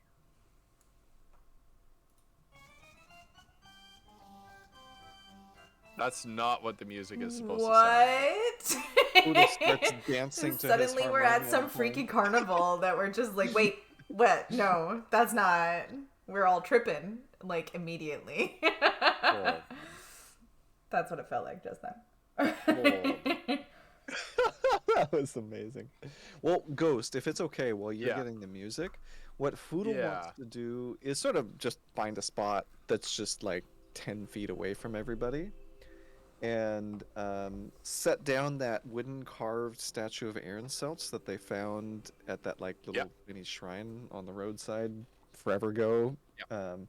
And he's going to spend a minute and use the bracers. They start glowing amber, and he's going to cast Commune with Nature. Okay. Now, remember on Sunday, Cauliflumps, I told you about there are some DMs that go overboard with like the rolling and make you roll for like literally every physical action that they take? I do, and now I'm starting to feel concerned. Because you have all disembarked onto this place where you need to be very careful about not letting this stuff come in direct contact. As you go about setting this up, I want you to make a dexterity saving throw to avoid coming into contact with this stuff. And this is going to go for all of you as you move around and set yourselves up. Okay. Oh! 18 plus 7 for a 25. Okay. All right, you pass. Yeah, you're able to set this up without coming in contact and getting any of the Huff powder on your skin. Okay. And as you meditate, you reach out and try to find that connection to Aaron Selk. Nice. Oh shoot. I gotta look it up really quick. Commune with nature. There we go. Okay, so within a 3-mile radius, I want to know if there are I want to know if there's any influence from other planes of existence. No. Okay. And then I would like to know if there are any powerful celestials, fae, fiends, elemental, or undead. You sense. Are you able to discern what types out of those? I don't know. I'm starting to think, Ghost, that I might need to choose from that list. I don't know if I get all of them. So it says, for example, you could determine the location of powerful undead in the area, the location of major sources of safe drinking water, and the location of any nearby towns. So he's gonna. I want to know if there's. Yeah, any... I think you might need to ask a specific question. Okay, elementals. Any Okay. powerful elementals? There are elementals around, but they don't seem to be particularly either aware of or perhaps just concerned by your presence. Okay. Good night, Sandrine. You're amazing. Thanks for the raid. And the other thing Foodle wants to know is the location of any buildings. Like, are there any ruins? Particularly, I don't know if he can sense this sort of thing. I don't know how that works, but like a Mordekin or even older. Yeah, you wouldn't be able to determine between them. Okay. You do feel like stretching out in all directions below you is something that is not natural. A structure that is not natural. And does it seem like one structure or like many? Like, because it says you can sense like a town versus a. Yeah, you can't tell. Okay. It's either a single large complex or many buildings that are very closely crammed together. Okay. Boodle's gonna pick up the statue and he's gonna go back over to his friends and say, okay, well, there's no Feywild influence. I'm always on the lookout for that. Aaron Selch let me know that there's some elementals around, but they don't seem like they know that we're here. And I feel a massive structure beneath us. Or maybe it was a city. I don't know, but... Well, it would make sense, right? Didn't they say old Please tell me places were more, buried by the sand? Yeah. The scanner kind of walks over and he's got his journal in his hand. Tell me more about what you sense. And Well, as I could. he's walking over to you, he's gonna make a dexterity save as well. Oh, geez, he's fine. Right? Well, Aaron Selch doesn't give me, like a vision necessarily. It's more of a feeling. Like, I don't know.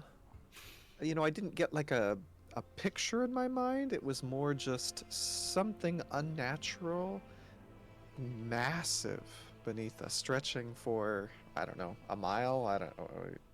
Whatever you say, Ghost. Yeah, about that. Most interesting.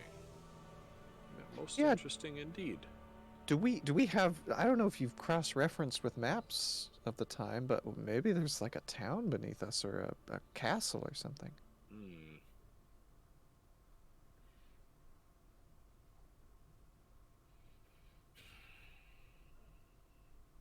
Final stencil.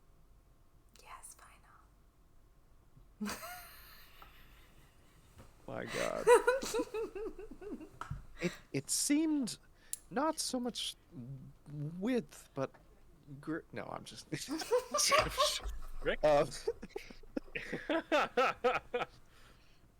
And Iskander, he's jotting this information down with his little stylus pencil kind of thing in his book quite rapidly. His little piece of charcoal. And when you talk about cross-referencing, he flips through his book. He unfolds a map of old Amortica that he had in his book, and he kind of traces around. Well, I believe we're and he leans down to show Foodle and anybody else who's looking. I believe we're right here, which would not indicate the presence of any major settlement or structure at all. So Oh. it was where he points. You can see is just right in the middle of untrammeled woodland, Wow. which is most unusual because in an area that is continuously inhabited or even semi-continuously inhabited, major settlements and temples and the like tend to respect the position of older sites. Chances are, if this structure was some sort of a temple or a settlement, then in Amortican times there would have been an Amortican temple or settlement located in the same place. So something older. What is the range on that spell, Foodle? 3 miles. 3 miles. Wow. Okay. So it could be really Did Foodle deep. get a sense of how deep this how thing deep is this thing? It's like you can detect the outlines of it, but not into it. So how far below the surface does it hit for Foodle? Yeah, About when do I 1 start mile. sensing it? Okay. About 1 mile below the surface is where you start sensing it. Damn. Okay. Yeah, it's deep. I mean, I'd say at least a mile. It's almost like if you didn't know better, it's almost like there's what you're detecting is more the absence of something. Like something is there because you detect the absence of it. It's almost like an underground cavern or void in the earth. Right. But you know that's not possible because you're feeling like straight edges and right angles and things like that.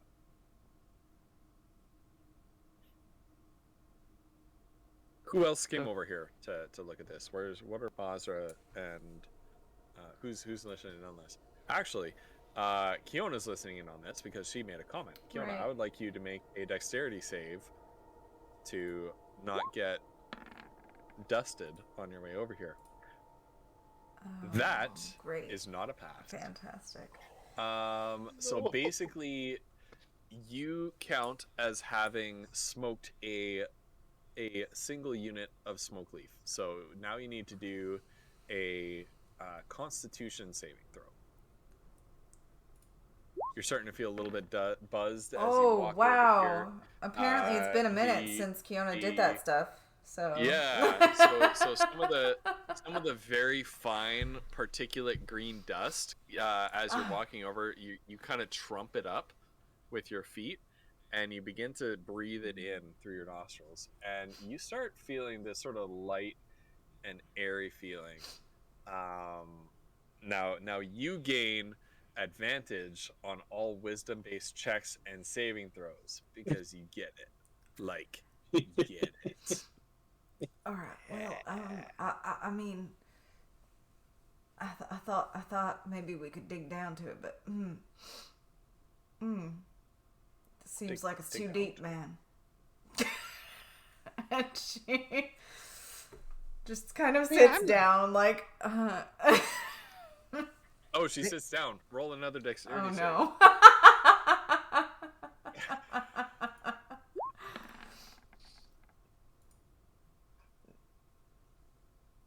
And as you sit down, it throws up and Scanner's like, no, but be careful.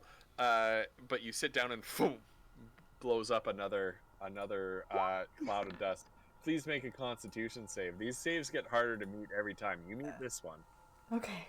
You meet this one, so no further effects. However, where is Mazra all this time? Oh, she's there. She tried to make a comment as well, but I think I got lost in the shuffle. So Sorry. Sorry about that, Wolf. However, because you're there, I would like you to make and Foodle to make dexterity saves. Okay. To avoid getting Kiona's puff of sand. Yeah. 14 plus 7. Iskander. Okay, you're good. Iskander just in time managed to take the scarf of his face wrap and kind of wrap it around his mouth and nose to protect himself. Mazra, please make a Constitution save. This will go poorly. Yeah. So you're I've the same had as Kiona. one good roll the entire night. Right. That 20 at the start fucked me the whole day. So you're the same. You're the same as Kiona now. You have advantage on wisdom-based saves and checks because your mind is opened to the possibilities. Kiana's gonna be like, right, Mazra? Look. It's gonna be fine. We're gonna be okay. We got this. No, we're not. Okay. Well, I guess, I mean, I like the idea, Kiona, but I feel like a mile through whatever this sand is, that might be a tall Right. order. No, we're not getting down that deep. I mean, you need all kinds of special equipment to do that, and I really want to know what's under there, but I wouldn't know how. Can you go swimming in that stuff? Can you dive? Can you dive like you do in the water? Can you do the thing? No. I would definitely not advise that. Not even with the water breathing potion? How long does that last? Well, it's not. It. You can. It's not like swimming in the sea. Okay, well, I gotta tell you something. I ain't never been on a ship before. That was my first time really getting on this desert. I never seen a whale. I have no idea what that looks like. Wait a minute. Is Kiona okay? I feel like she's got so many good ideas right now. What's going on here, Skander? I believe your friend has been affected by the Huff powder. Oh, powder, Oh. powder. Oh, it's the green stuff. We got that. Yes, Oh. yes, exactly, Miss Kiona, Huh. exactly. Wait, do we need to administer the stuff? Wait, he wouldn't know that word. Should I at this have her point. drink some of it? In the morning. It's Oh. perfectly harmless at this Morning moment. after. Right. Okay. Morning after. Okay. No need all to right. waste it. Okay. Well. What I were you mean, gonna say, Mazra? Can it? Yeah. What? You said, I think. No, I didn't. Okay. I'll take your word for it. Can she like grab Mazra's wrist and try to pull her down to sit with her? Yes. Does Mazza resist it? No. Okay. I would like Mazra to make a dexterity saving throw to avoid kicking up a bunch of dust. Oh, no, careful. My. I think roll 20 is broken. What the hell? Okay. You've won the jackpot. Poodle, make a dexterity save. Iskander needs to make 2 of them. Actually failed the first time. Oh, I guess I should make one too. Oh. 15? Okay. 8 plus 15 7? passes. Okay. 12 does not pass, so Iskander needs to take a dose.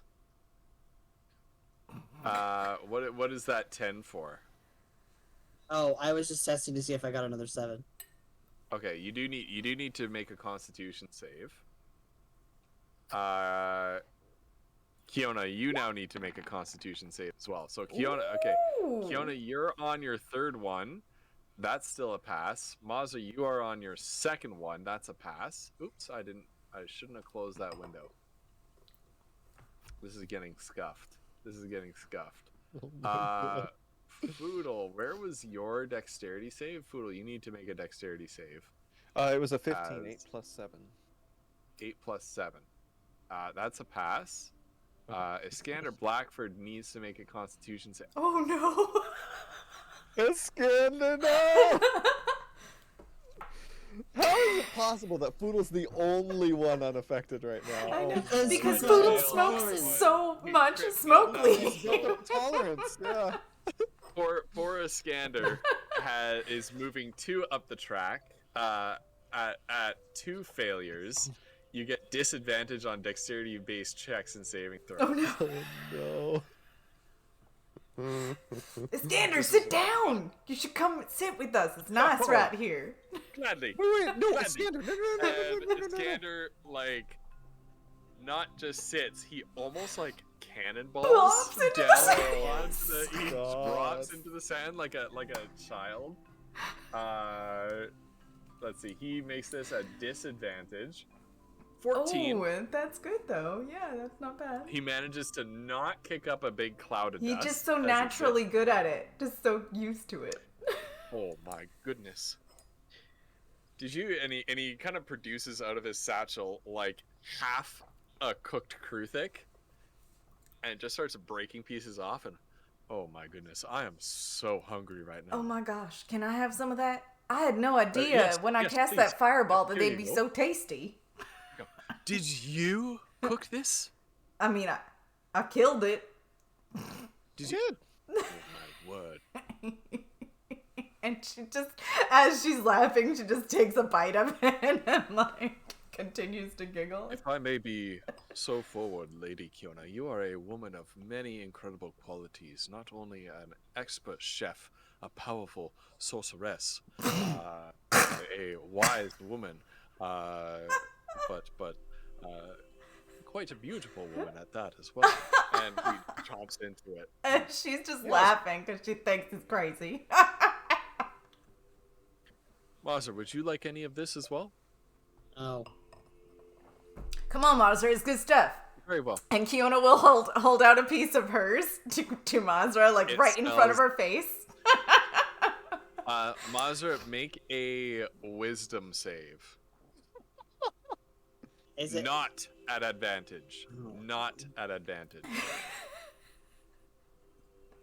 Just blowing right through these. Oh my god. Ooh, that's a decent roll. It smells absolutely delicious, and in spite of yourself, your mouth is watering at the smell of this, but you manage to keep up your facade. And the scanner kind of takes his portion that he offered Mazar back and chomps into himself. If I may say so as well, Lady Masha,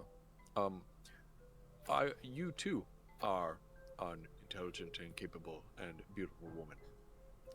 He's right, I you know. really appreciate Here, have a piece. Skander just laying down some truth here. Okay, wait, I gotta take advantage of this. You guys, does anyone want to Yeah. drink something out of my goblet? I know you guys do. Absolutely, that's such a pretty goblet. Yes. Right? Okay, he's gonna pass it to Kiona. Come on, Mazra. She's gonna start like elbowing Mazra with a piece of I'm Kruthik. uncomfortable. Mazra, it's beautiful just like you. Just drink out of it. I mean, I was just trying to get you to eat some Kruthik. You don't have to drink out of the thing. And she'll grab the goblet when it's offered to her and like take a sip and then start to also try to pass that down the line. What's in it? Oh, What's it in was it? empty. So whatever you guys want to put was in empty. it. It was Whatever. just Oh, water yeah, I and thought stuff. you had something in it. Okay. Right, well, Well, what are we drinking though? I don't know if you guys have any spirits. I just drink water. I feel like it tastes better out of that thing. I don't know. I was curious to see what you guys think. Oi! And she'll like yell out, "Anybody got some Hey. ale around What's that? here?" Ale? Yeah. For saving the ship, we should celebrate. Well, hells yes, we've got better than ale. And Welly tromps over. My God. Let's see. Oh no! Fuck me. Oh, Hey! nice. With an Yikes. expert, almost like a Fremen walk from Dune, to not kick up No. the Huff dust. Moves over. He's already had a few drinks though, and possibly a few grains of dust up his nose. And he uncorks a bottle and pours a deep, rich amber liquid in there. Oh. Damn the ale, you've earned some rum. Oh, absolutely, yes, sir. And she'll raise that and Good old take a pirates. hearty sip. Yeah. Foodle what? Wait, what? What were you saying? I'm sorry. I don't think he said anything. No, you said something about Foodle pirates. Oh no, I didn't. What was the name of the rum, or is that what you were saying? No. Oh. Good old pirate grog is what he said. Oh, good old. I thought you said Foodle instead of good old. I was like, Okay. oh yeah, all right. And she'll like cheers to that. Take a sip, pass it down. Take a glug, pass it down. Mazra, if Mazra refuses it, she'll just pass it over to Iskander. With a shrug. Welly, my boy. Nay. What is the name of your fine vessel? Well, if you Roll a Marathon. It's just yo bye. Oh god, I didn't even. Oh, Megan. he just said that immediately. Yo bye. I know. Have a good day, Miranda. if you must know, it might be embarrassing. And he looks down and blushes a little bit, but I'm named it Tinkerbell. Did you just say Tinkerbell? Now, not so loud. Oh no, but So we know who Tinkerbell is. I know you know who Tinkerbell is. You stabbed her in the gut. Listen, I can't say as I blame you. Well, yes, but shall we say the Batman won? Oh, well, don't think of it that way. I mean, I'm sure you're a good man. Yes, well, thank you. I mean, yeah, and there's more fish in the aqua sand. That's or right. Kruthix in the aqua sand. No fish. There are no fish in here. Oh. Only Kruthix on occasion. It was just a thing that means something not- else. Yeah. Yes, I'm not that desperate yet. Oh, Well, here's what I think- you'll I find think the we right should- one then. Yeah, you gotta let her go. We should rename it. I recommend. Now, hear me out. I think you should name it the Discretionary. Hey, I don't. Yeah. why? Well, Why you're is that? discreet smugglers, you know? I suppose so. Yeah. Or I guess not smugglers, tradesmen, right? And you're plying the sands, staying out of trouble for the most part. I suppose Don't so. ask, don't tell. Very well. Pretty discreet. As of now, I shall rename the Tinkerbell to the Discretionary. Cheers to the discretionary. For the discretionary. Cheers to the Discretionary. and Welly takes a big old swig of his rum bottle and turns and hurls it at the ship and smashes the bottle against its hull. Oh, perfect. It's a fine sailor tradition, that. No, if Mm. you'll excuse me. And he tromps away. But he's had basically a couple of shots of rum just now, so he's going to make this roll at disadvantage. There you go. He kicks up a bunch of dust. Everybody make a Dex dexterity row. saving throw. Skander at disadvantage. Oh no, it's Skander. Ooh, 16. That's pretty good. So you're at level 3 now, Flutter, or Yeah, she did 3, and then she only failed the 1, I think. The first one. No, is this her third? Oh, that's for the dexterity save. Yeah. Okay. Yeah, Mazda, you're good. Foodle, what's your dex save? 15 plus 7 for 22. Okay. Oodle's just like, Yeah. he's got his goggles on, he's got his shama, or however you pronounce it. Yeah. Foodle planned ahead for this. The rest of us did not. Skander.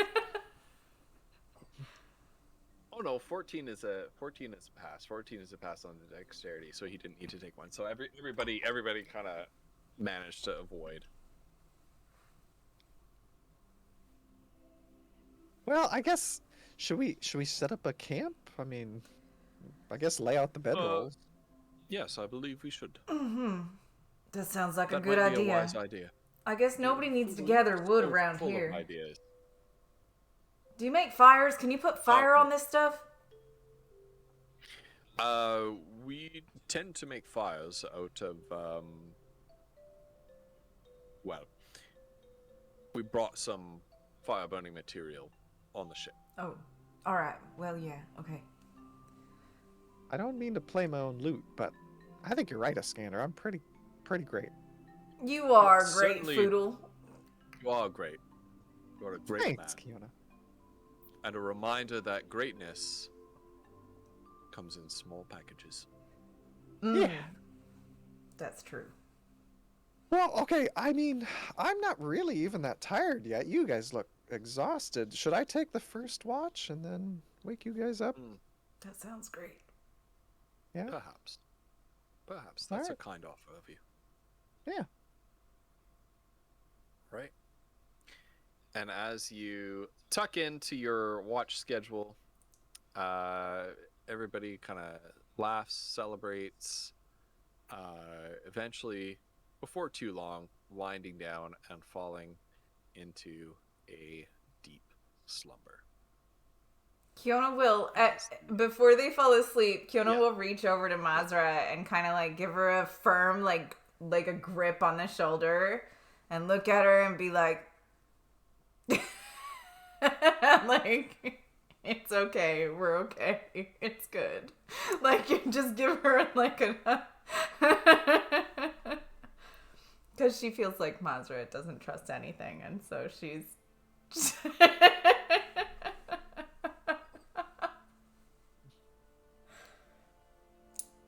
Not incorrect.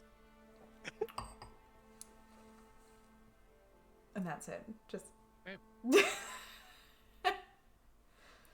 As you fall asleep, the stars come out twinkling in the sky all above you. And Foodle, as you sit down and take first watch, you see this track of stars coming down,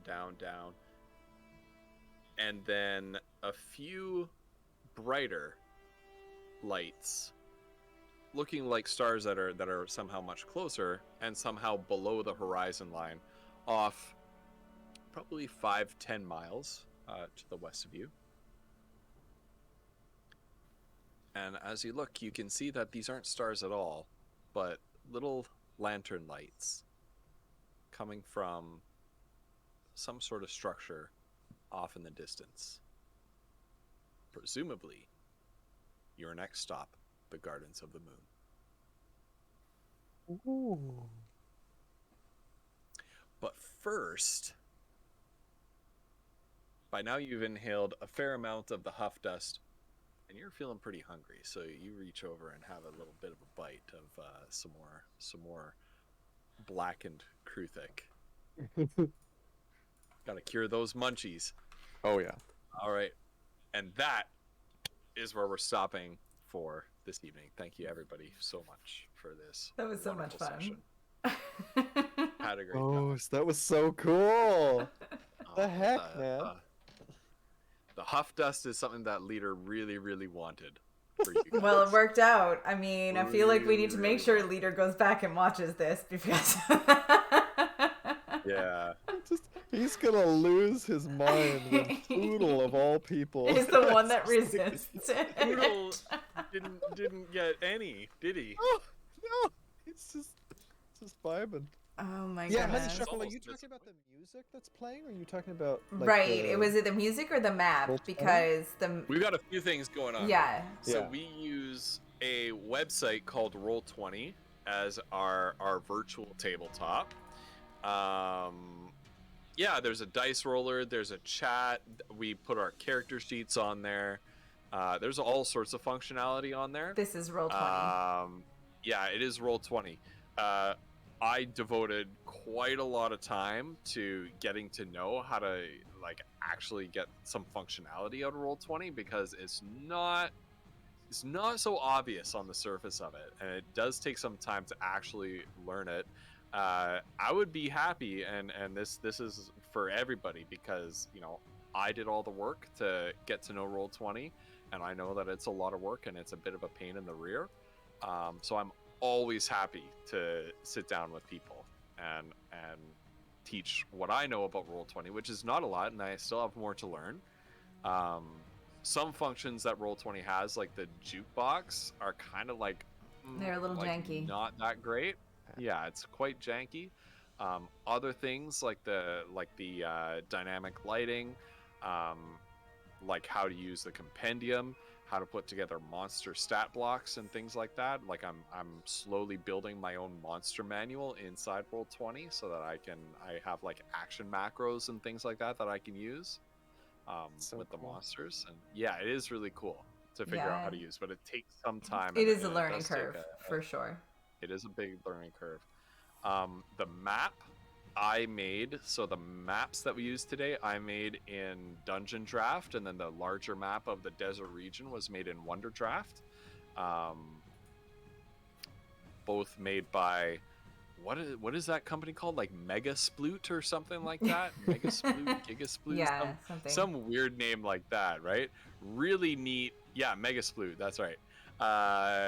Really neat mapping software. Dungeon Draft, good for making buildings and dungeons, and then Wonder Draft, good for making sort of larger scale maps. And then the music that you're hearing is Sirenscape.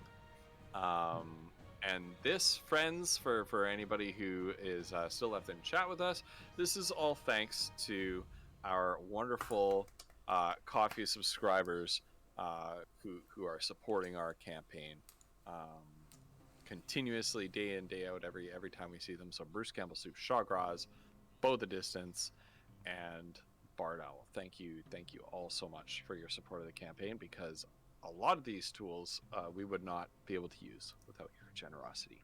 Indeed. And it has made this campaign so much more fun. Yeah. God, that was such a fun session so too. All the That was a role play fun with session, you guys. yeah. Oh, it felt good. The crew things were, oh my goodness. The thing about them is that for a weak monster, they had high armor class. Like armor class 16 is fairly high, but they're only challenge rating 1/8. So they're like bottom of the barrel monsters. Right. They just have have like armor, and that's it. I think some of the challenge ratings are and not like skittery. Yeah. Like maybe they're. Yeah. I'm glad I decided to go with the fireball. That's all. Yeah. Oh, thank God.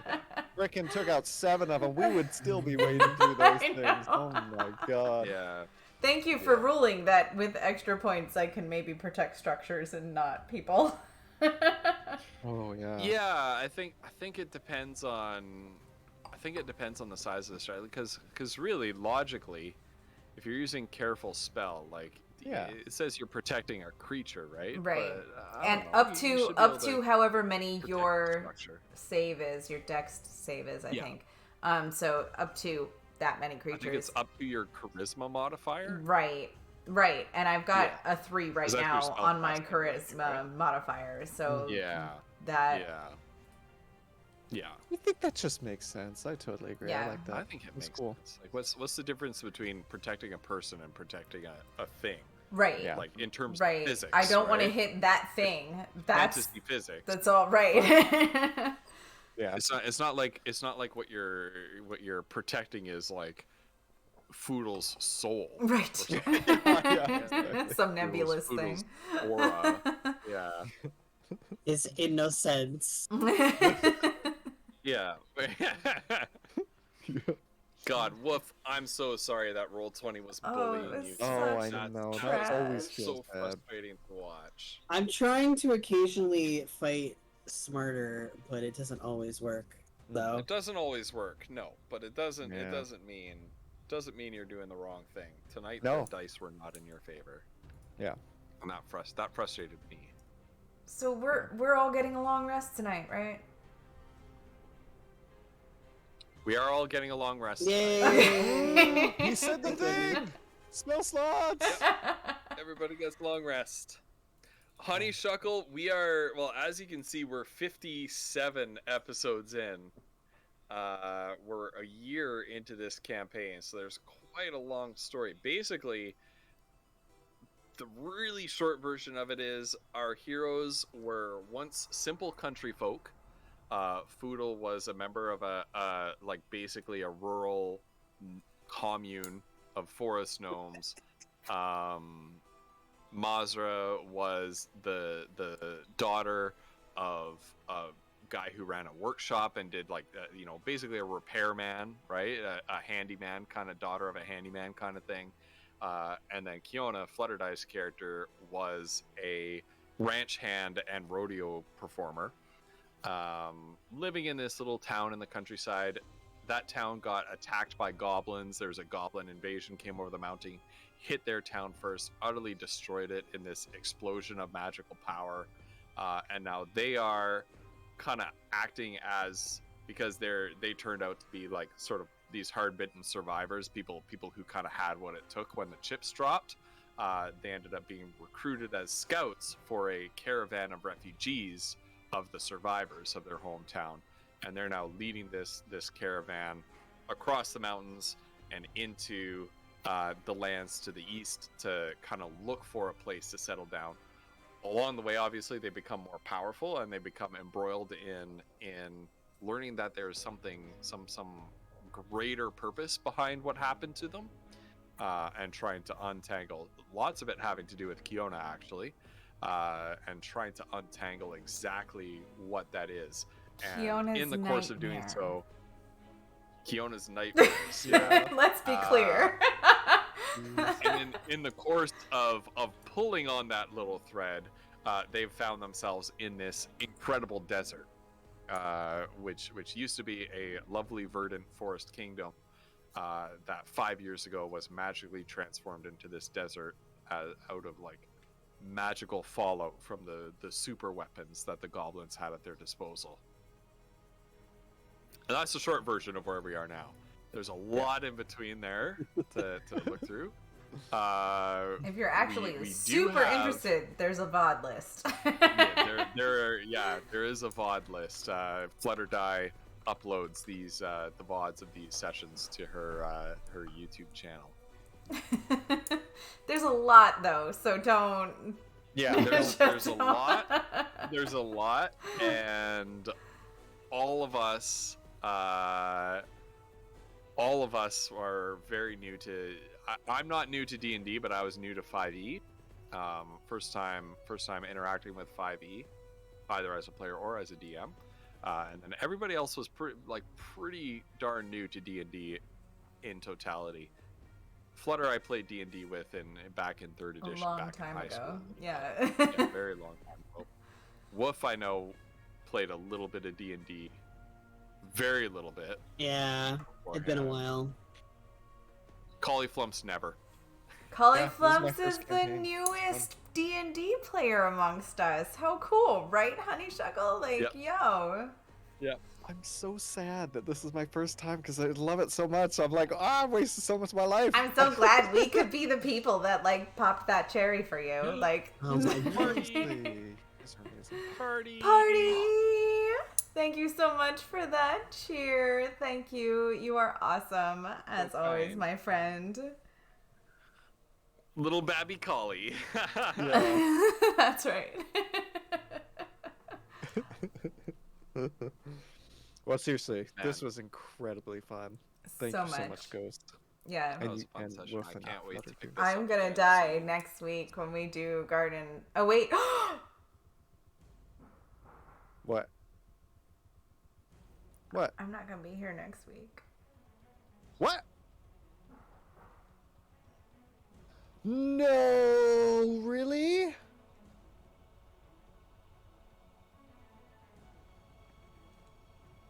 Oh no.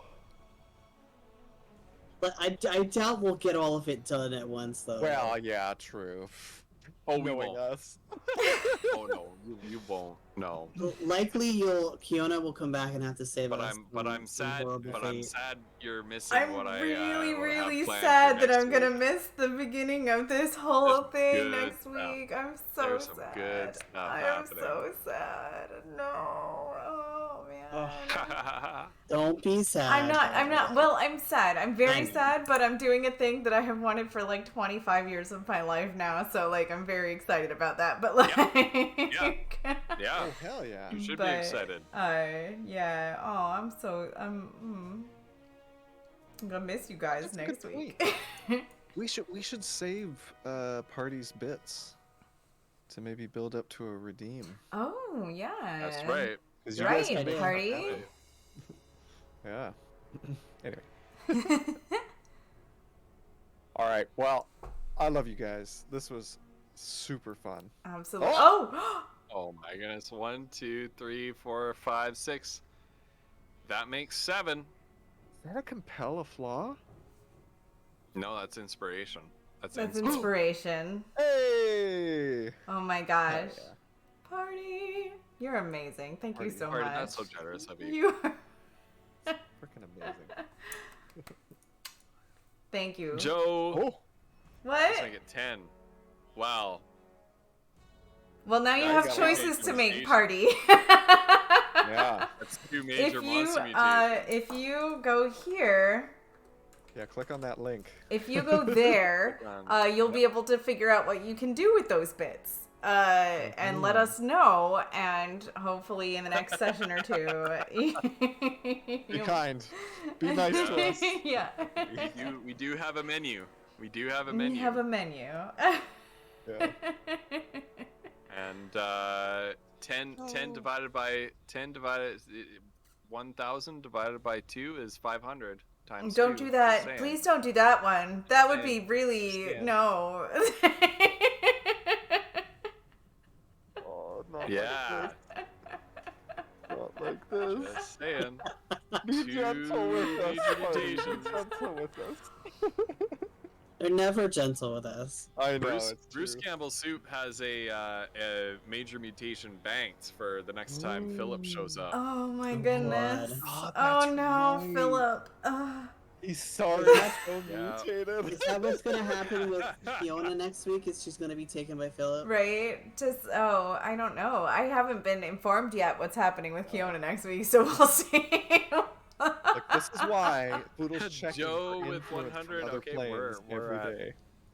We're at 1,100 Thank here. you so much, How are these Joe. being No, divvied out? why? Oh my How could you? gosh. Oh. Oh my goodness. You guys are amazing. man. I just can't even begin. Honestly, Y'all are too much. I'm so curious. I'm so curious about what Philip is going to turn into with all these. I know, mutations. right? Like, Seriously. For Philip anybody is who doesn't already know, ridiculous. Philip is this little tiny fae. Like pixie size. What monster are they called? Like boggles or something? Yeah, like Yeah. Boggles, I think. Yeah. Boggle. Like little pixie size. Which a boggle can't do anything in combat. It can only mess with people. Mm-hmm. It has no attacks whatsoever. Its only abilities are to mess with people. And chat mutated him so many times that He's got like gonna make tentacles him and a a big fly boy? speed and like. he's got tentacles, he's got a bro speed, he's got a fly I'm pretty speed, sure he's some he's kind of got like an elemental. electric. Yeah, he's I got think like he's a water elemental. Yeah, he's a water. Yeah, he's that's got right. water elemental. He's got water elemental arms. He's got electric. Still the size of a fae, electric though. aura around him. Yeah. So still what just little. happens, party, if you mutate something? There's a table that is rolled upon to see what the mutation does to the creature. So that's how that works. If that's what you want to do. Yeah, minor is 1 roll, major is 2 rolls on the chart. So Yeah. And yeah. they're all And I ridiculous. think Major you gotta is 2 heal rolls and stuff. plus I don't think I plus have some that one extra here. HP. Yeah. Yeah. Oh no, Yeah. none of us have that table. That is a table that the GM rolls on. Oh yeah. Yeah. 'Cause that's Yeah. a secret. We don't know what Yeah. they could be. Yeah. No. Keeps the suspense, but Yeah. but the community sourced some of the ideas for what's Yes, it was largely community created. Yeah. Yes, so much. mainly by Bow the Distance. Yeah. Our community Our loves community us is so amazing much. and tries to kill us a lot. There is that. Which, by the way, I don't have an announced day for this yet, but as part of and I ran it by these guys, and they all gave me their blessing. They're gonna regret it, but as part of my holiday subathon awards, the community reached the goal of a community designed D&D adventure for these guys. So at some point in the near future, I have to do a stream, and I've watched a couple videos for how to actually do this, where chat will design a dungeon room by room and corridor by corridor and encounter by encounter. That's gonna be and so we're gonna ridiculous. be So I'm gonna do it on stream, and the community and chat is going to design my dungeon for me, populate it with monsters, populate it with traps and puzzles and things like that, and then we're gonna run these guys through it. And we're gonna see what Playing happens. these characters or other characters? These characters. Okay. Oh, good. No. And depending dies. on what's created, it may or may not be canonical. Remember our 1-year anniversary was non-canonical, where Right. you found the where the dungeon master was imprisoned. Right. Right. Oh, that was so Right. crazy. The I one loved Yeah. that was, yes, the one that made me Yeah. angry at the end. The one that all of you DM'd. It was fun though. Oh my gosh, you guys are so That was amazing. fun. Yeah. I love this game so much, and I love you guys. Like this game specifically, I love this game so much. Yeah. It's so good. so much. You guys are awesome, and chat. I'm gonna join you, Megan. You, chat, are the reason why we are. This game is so cool. Like I just. Yeah, it wouldn't be nearly as ridiculous and frenetic and crazy night, if it wasn't for Striker. chat. Yeah. But yes, so we love you all. Please join us next week. Whose channel are we on next week? Flumps? Yeah, there it is. It's unless Woof is Unless ready, Woof is but ready. I want to be here when Woof hosts the Woof first is time. ready. I Woof have hosts. not even figured out how to fully do overlays I'm for not my going to be regular. here next week, and I want to be here when Woof hosts. So, I I'm think it sorry. goes back. I think it's back to me in the rotation then. Yeah. Okay. Yeah. Then it's him. So come and join next week and see what these guys get up to without Kiona along for the ride. What kind of shenanigans can happen. And I'm really sad I'm gonna miss it. I can't wait though to rejoin the week after. You guys are awesome. Thank you so much for all the raids, everybody, the follows. You guys are amazing. The bits. Oh, awesome people. We love you. We will see you soon. Bye. Good night. Bye. Good night, everybody.